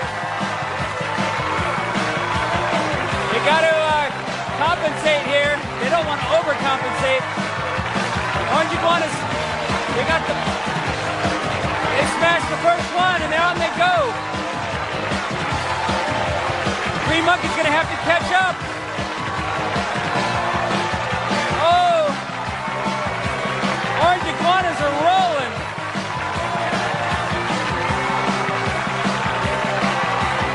This is going to be close. They're going to have to work hard. Oh, we got to get it inside the basket. That's it. We got it right there. That's it. That's it. Nice try. Come on out, green monkeys. Come on out, orange iguanas. Great job. The orange iguanas did a great job. Chris, come on over. Great job. Lana, great job. Green monkeys just barely got beat out by the orange iguanas, and the orange iguanas get the full pendant. That gives the orange iguanas... Thank you very much. That gives the orange iguanas 2 full pendants. The green monkeys never scored. The orange iguanas are going to the temple.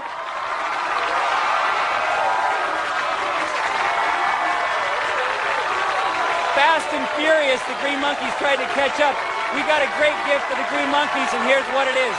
BK Ratchet. Fierce styles that are ready to make some noise. On your feet, in your ears, it's BK Ratchet.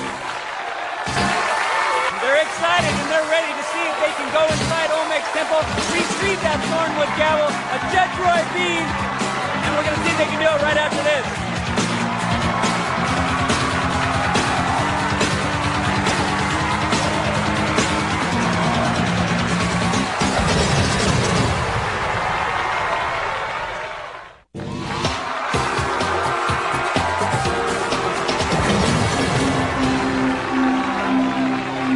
Welcome back to Legends. Mike and Kelly have proven themselves worthy and now have earned the right to enter Olmec's temple. But before they get started, Olmec's going to give them some information to help them retrieve the Thornwood gavel of Judge Roy Bean.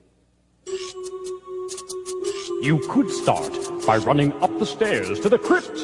Grab the book from the skeletons and pass into the pit of the pendulum. Knock over the column and climb into the king's storeroom.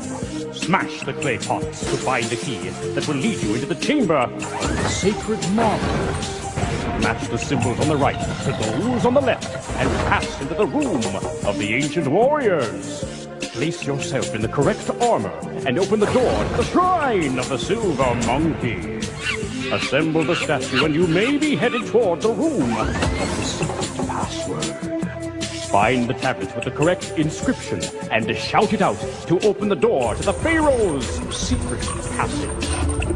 Slide down the tunnel to the quicksand bog where you could smash through the dark forest. But beware of the temple guards that may inhabit the trees. Find the key in the tree and you'll enter the Jester's Court. Press yourself against the correct wall painting and you'll gain entry to the tomb of the Headless Kings.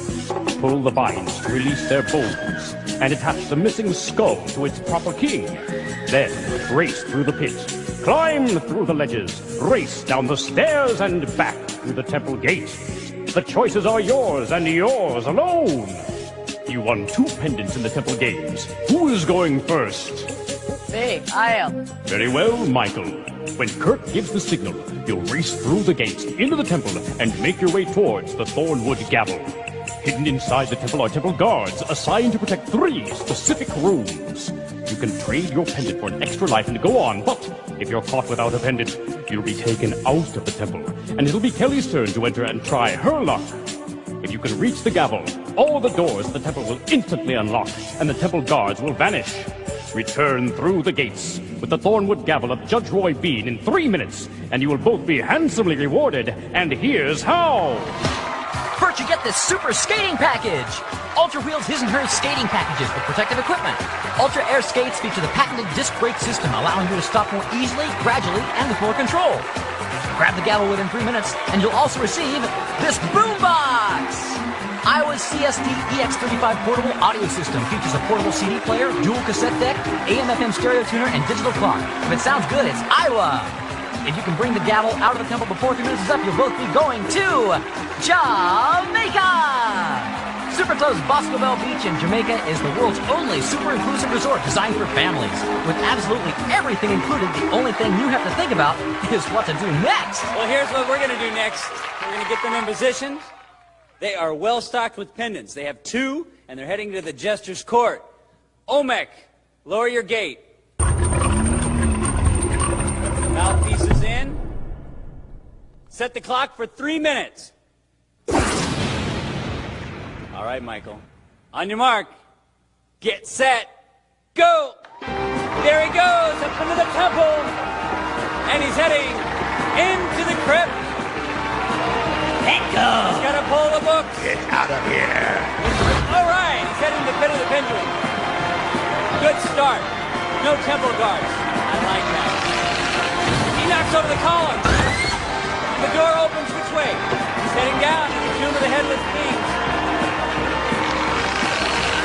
He's got to pull the rope. Let the bones lie where they may. He's got the skull. Gotta jam it on. And it opens up a room. Which way? Woo! He's heading into the chamber of the sacred markers. Now he's gotta find the markers. Temple guard! Whoa! Right up. Got a pendant. He can go on. He's gotta find the markers now.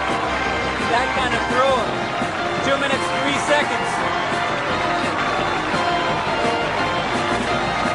Got to match it right. He's got to find the other one, and he's got to move if he wants to get that trip to Jamaica. There he goes, into the room of the ancient warriors. He's got to get inside there.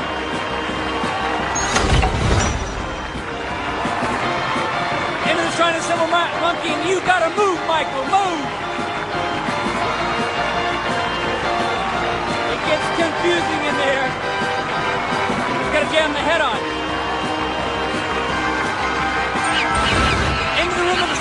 password. Oh, Temple Guard, go ahead. Take off. You got to catch up fast. Go, go, go. Minute, 15 seconds. Will she make it to the room of the secret password? Will she make it to the quicksand bog? Oh, she kills the Temple Guard, takes her pendant.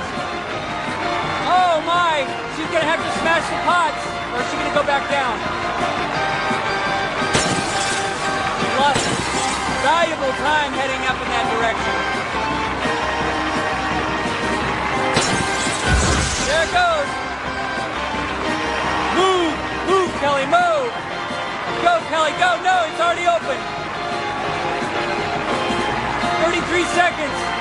Into the room with the secret password. Open up the room. Say the password. Long way, long way. Try another.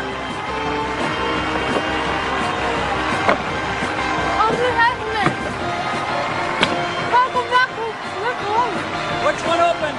Say the middle one. Okay, it opens. Get into the quicksand bog.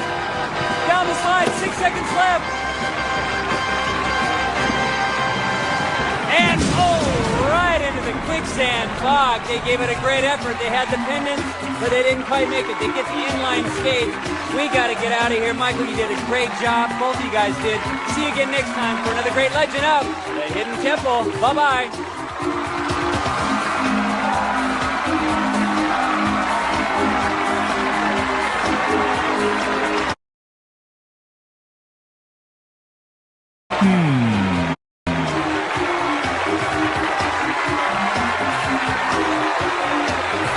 Legends of the Hidden Temple was recorded in front of a live studio audience in Nickelodeon Studios at Universal Studios, Florida.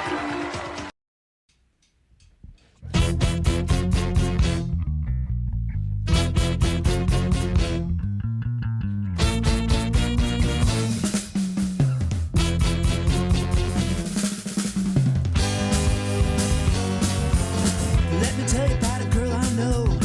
Had a drink about an hour ago, sitting in the corner by herself in a bar in downtown hell. She heard a noise and she looked through the door and saw a man she never seen before.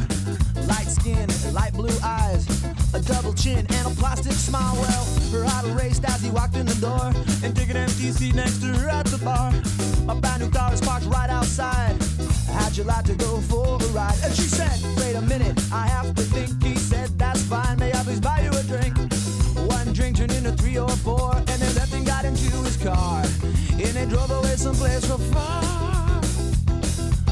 Now babe, the time has come.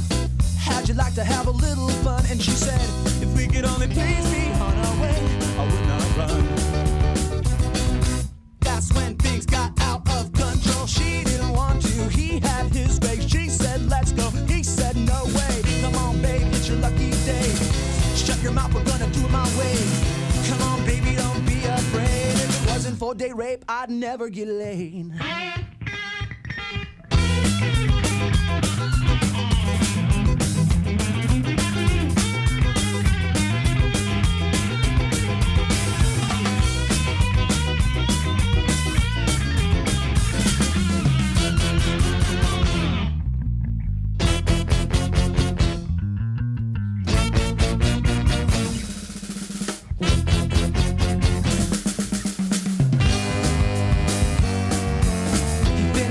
He started the car, he turned around and drove back to the bar.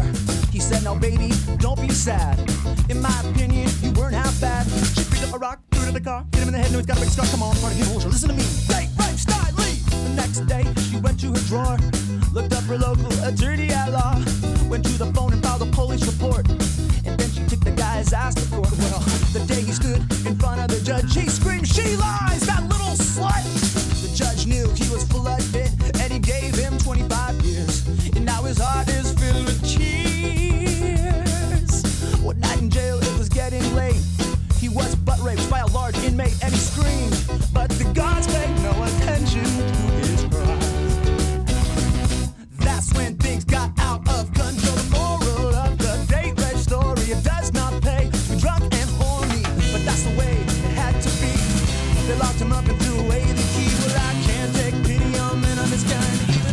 now takes it in the behind. That's the way it had to be. They locked him up and threw away the key. Well, I can't take pity on men of his kind, even though he now takes it in the behind. Take it away!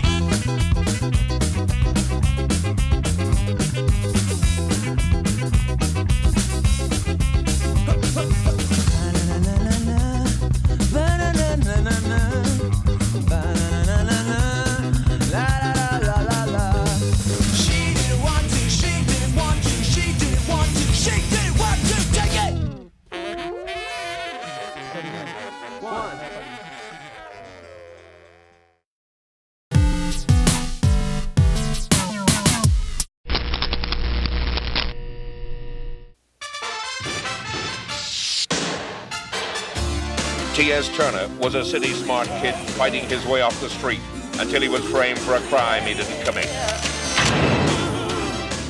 Amy Taylor was a young crusading lawyer. She mounted an appeal to put Turner back on the street, this time in a suit and tie, working as a private detective.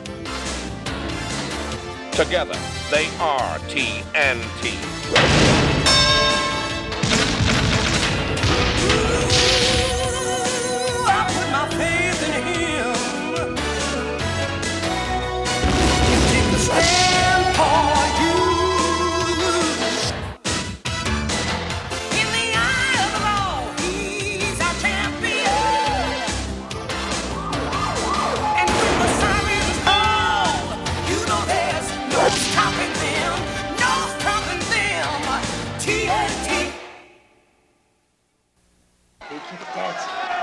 Dance, keep punching, okay? All right, go do it. Here we go. Come on. Round one. Favorite dancer, Joe DeMarco with an 8-0 record versus Lefty Grange, who's 7-3. Joe starts off with lands a blow. Now this bout is scheduled for 10 rounds, but DeMarco will probably end it sooner. Grange is managed by Elmo Terry. He's not a bad fighter, but dancing Joe's already scoring effectively. Come on, T.S. Fight's already started. Joe DeMarco continues to impress. How we doing? Grange is being forced back. He hasn't even had a chance to throw a punch. Dancing Joe's taking it to him. Oh, he's really coming on fire. Joe The bout is loving it. DeMarco continues his barrage. He's not letting up. Let's go. And there's the bell to end the round. Targan's boys got no style at all. Neither is Targan. Round coming up. Let's Joe's mouthpiece back. Go. Keep working. And there's the bell for round two.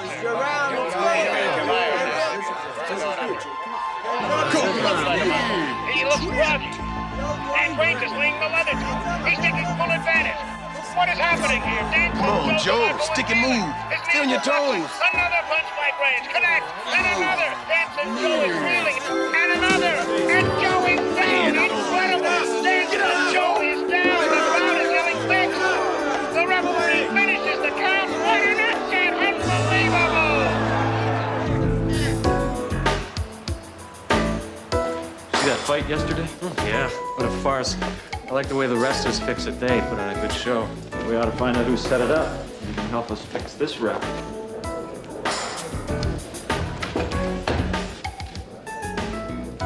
Now remember what the judge said. Next time, you could go to jail.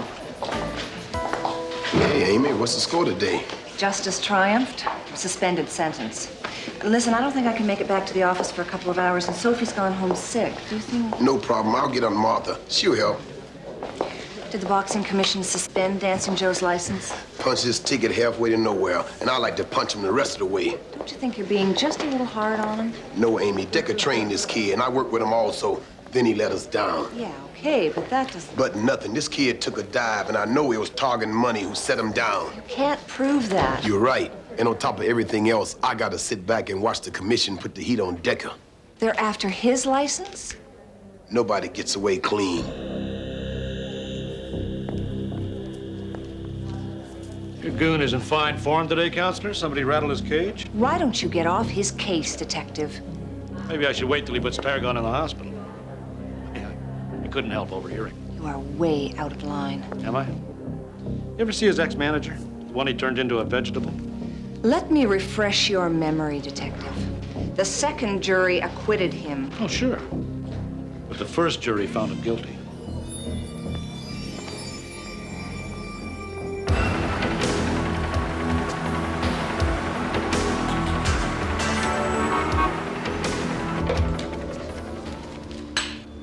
you like this guy, Franco? Franco? Nothing. Joe gone, our kids are cinched to take the Well. We have company. A little far from home, aren't you, Turner? Yeah, and traveling don't improve my temper. Hey, relax, Carp. Turner's family. I ain't no family of yours. Bartender, get this boy a drink. He's got a bad taste in his mouth. No thanks. Look, Targan, I know you got the dancing Joe, but this time you're going down. Carp, I do believe Mr. Turner is trying to be cryptic. Then I'll make it plain. Yesterday's fix makes it a whole new ball game. Fix? What fix? Carp, I tell you, these jailbirds, they think everybody's crooked.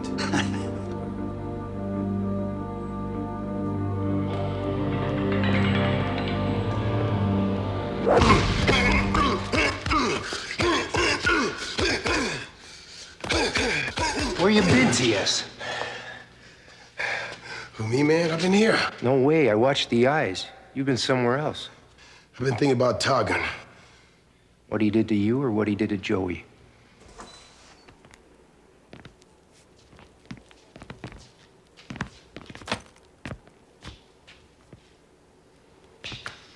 Well, thank you for everything, Mr. Decker. I don't understand what's happening to me, you know? Fight, my license. You both thinking I went into the tank. 3 years you trained me, you still think I could do something like that? I thought you knew me. Yeah, I thought I knew you too, Joey. But last night, you made us look real bad. Yeah, well, I don't know what happened. I was moving and sticking, the next minute I got all sort of dizzy, like, you know? I only call it the way I see it. Hey, look, this is crazy. Nobody asked me to take a dive. I wouldn't do something like that.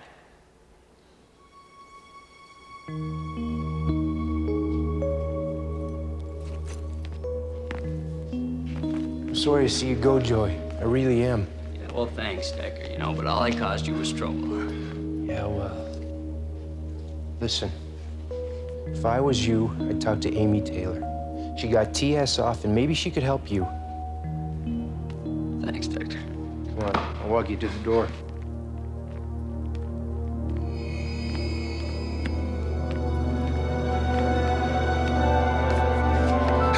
Please, TS, it's not your night. It's your night. The money's blowing the other way. The only sound I want to hear is you tearing up my contract. You want to talk to somebody? Talk to Carter. T.S. Turner ain't going in the train.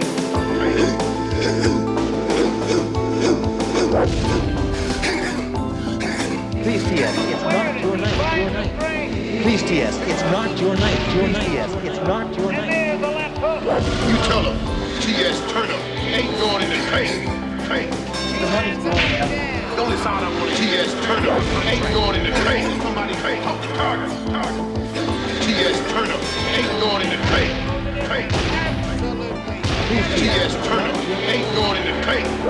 This fight is over. T.S. Turner ain't going in the train. Somebody talk to Carter. Shot at the title. Listen. Hey, man! Hold it. Right there.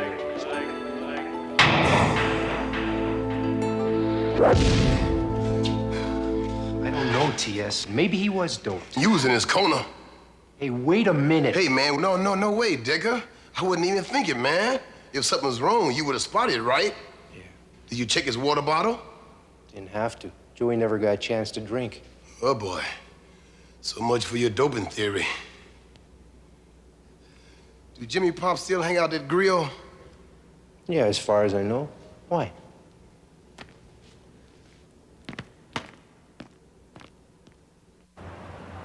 I don't know, Miss Taylor. My whole body kind of went rubbery, you know, like I had the flu or something. Decker said it looked like you tripped. Nah. I mean, after I got dizzy, I don't remember what happened. You gotta help me, Miss Taylor. You know, boxing's the only thing I do real good. Nothing else. Is it possible you were drugged going into the fight, Joe? Who? What? You just hired yourself a lawyer. Let's get to the lab and get you checked.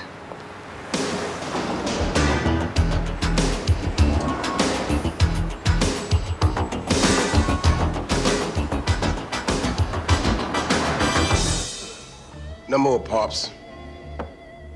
Now tell me about Joe. Kid.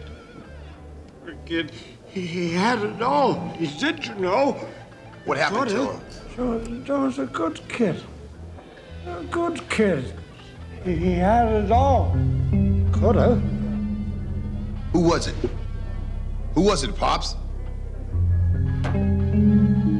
Got to know. Pops!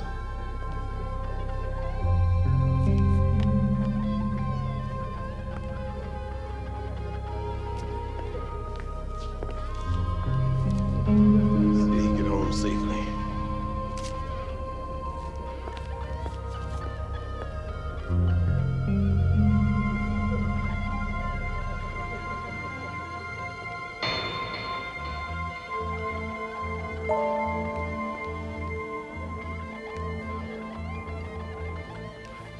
Nobody saw Turner leave?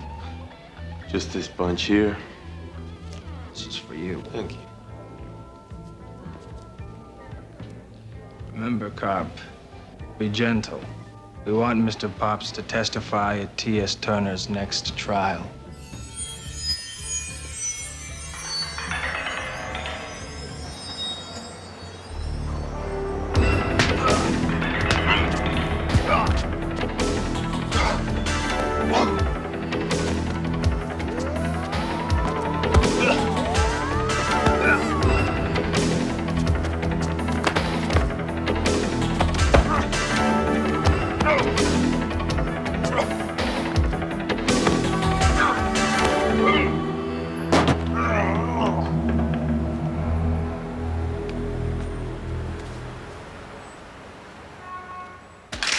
Take this down to the range and check it out. Jones, Yeah, what is it, Counselor? I understand you've issued a warrant for Turner.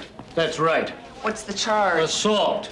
He put Joe's corner man, Jimmy Pops, in a hospital last night. Anybody see him do it? Look, the last thing Jimmy remembers is sitting in a bar talking to your partner. That's it? The bartender saw Turner drag Jimmy into an alley. Come on, you can't believe that. Turner's taken the law into his hands before. Now, is there anything else, or can I get on with my job?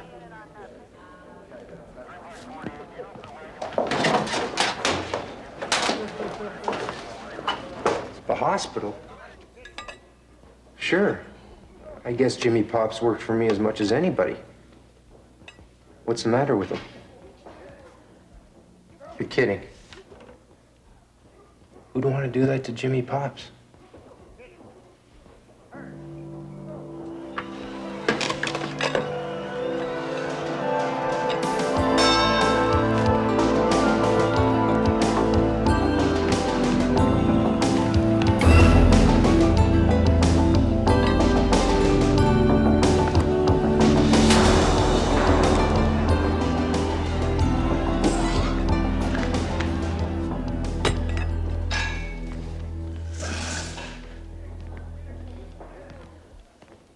Too bad about Jimmy Pops. Yeah. Hey, where are you going? I smell a new twist on an old frame.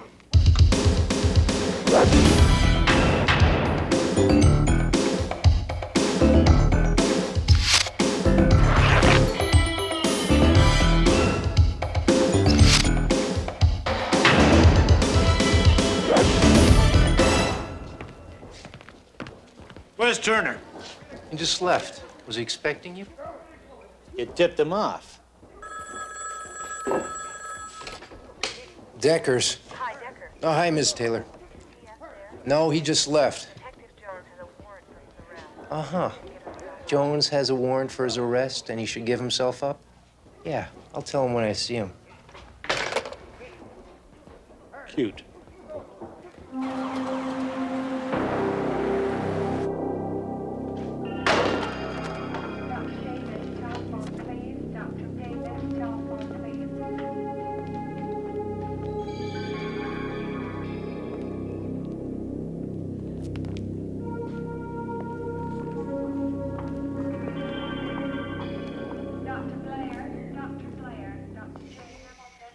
Yes.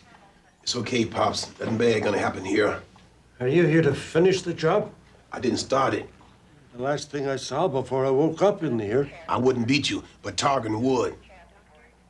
You drug Joe's mouthpiece for him, didn't you? Where you put it? In my locker. How'd you know? Why you do it? Targan got his hooks in you? I don't care what he does to me, T.S. You gotta believe that. But he says Dancing Joe don't go down, he's gonna be history. You tell him that in court, Pops. Targan the one will be history. You know, one time for me. Take care of yourself. What are you doing in here? I'm leaving.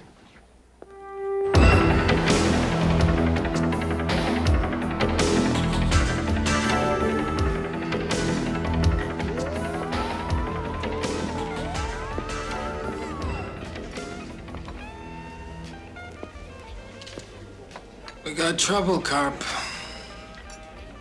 Turner got to Jimmy Pop's in the hospital. I feel strange going through Jimmy Pop's locker. Hey, here it is. Whatever they use, it don't smell.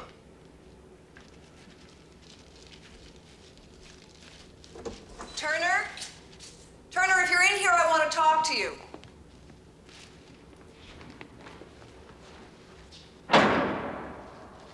If you don't turn yourself in, there's nothing I can do. I know... Decker, where is he? I just got the report back from the lab, and Joe was definitely drugged going into that fight. You'll probably find more of the same on this. What is it? Joe's mouthpiece. Where's Turner? He went to have a little talk with the bartender who tipped off Jones.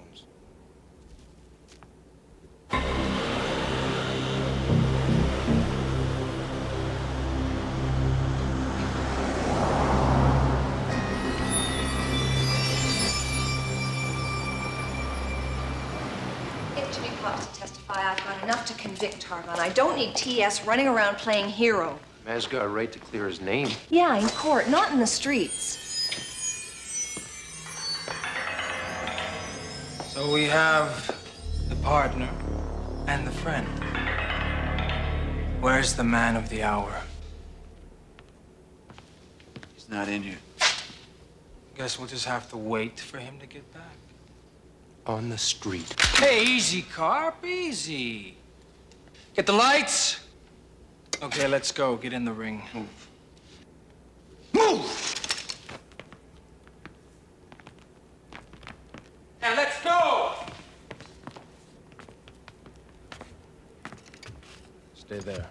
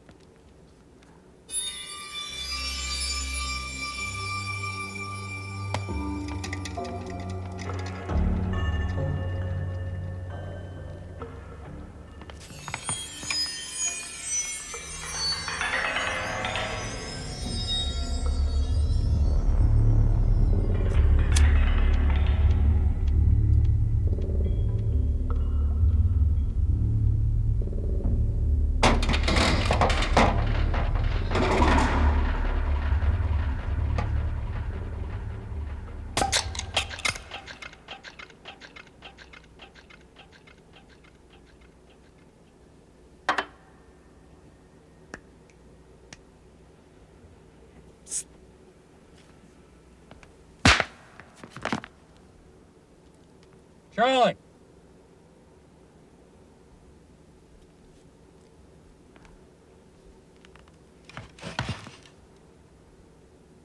Hey, Carp. Go check. Okay, you two.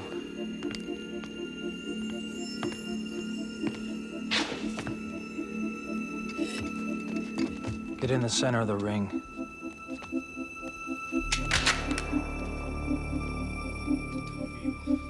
You keep perfectly still. T.S. Drag what's left of him out here, Carp.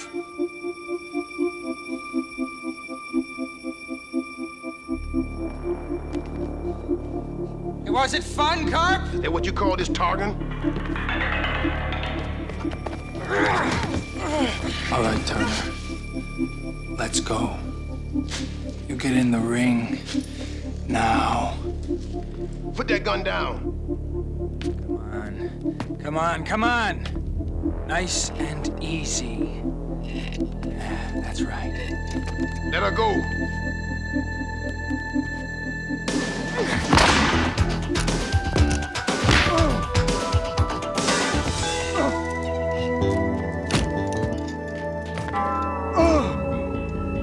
Don't, T.S. Leave it to the law. Save a piece of him for me. Look at me. I want you to see what's coming. Look at me.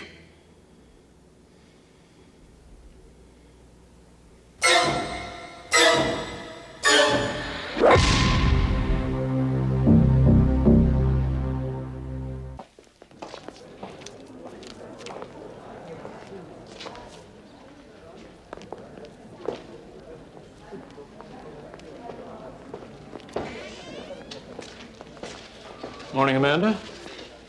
I suppose you think if this jury finds Targon guilty, that'll be the end of it. The end of what, Detective? You know what I mean. Turner getting framed 5 years ago. Are you saying that you finally believe he was innocent? Then why don't you tell him yourself?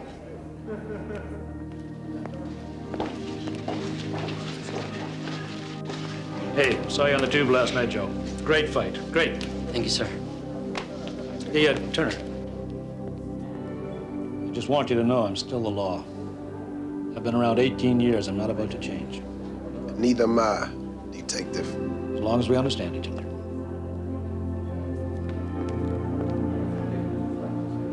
I don't know how to say thanks, Miss Taylor. You just did, Joe. Yeah, it's great to be boxing again. With Amy in your corner, things can only get better.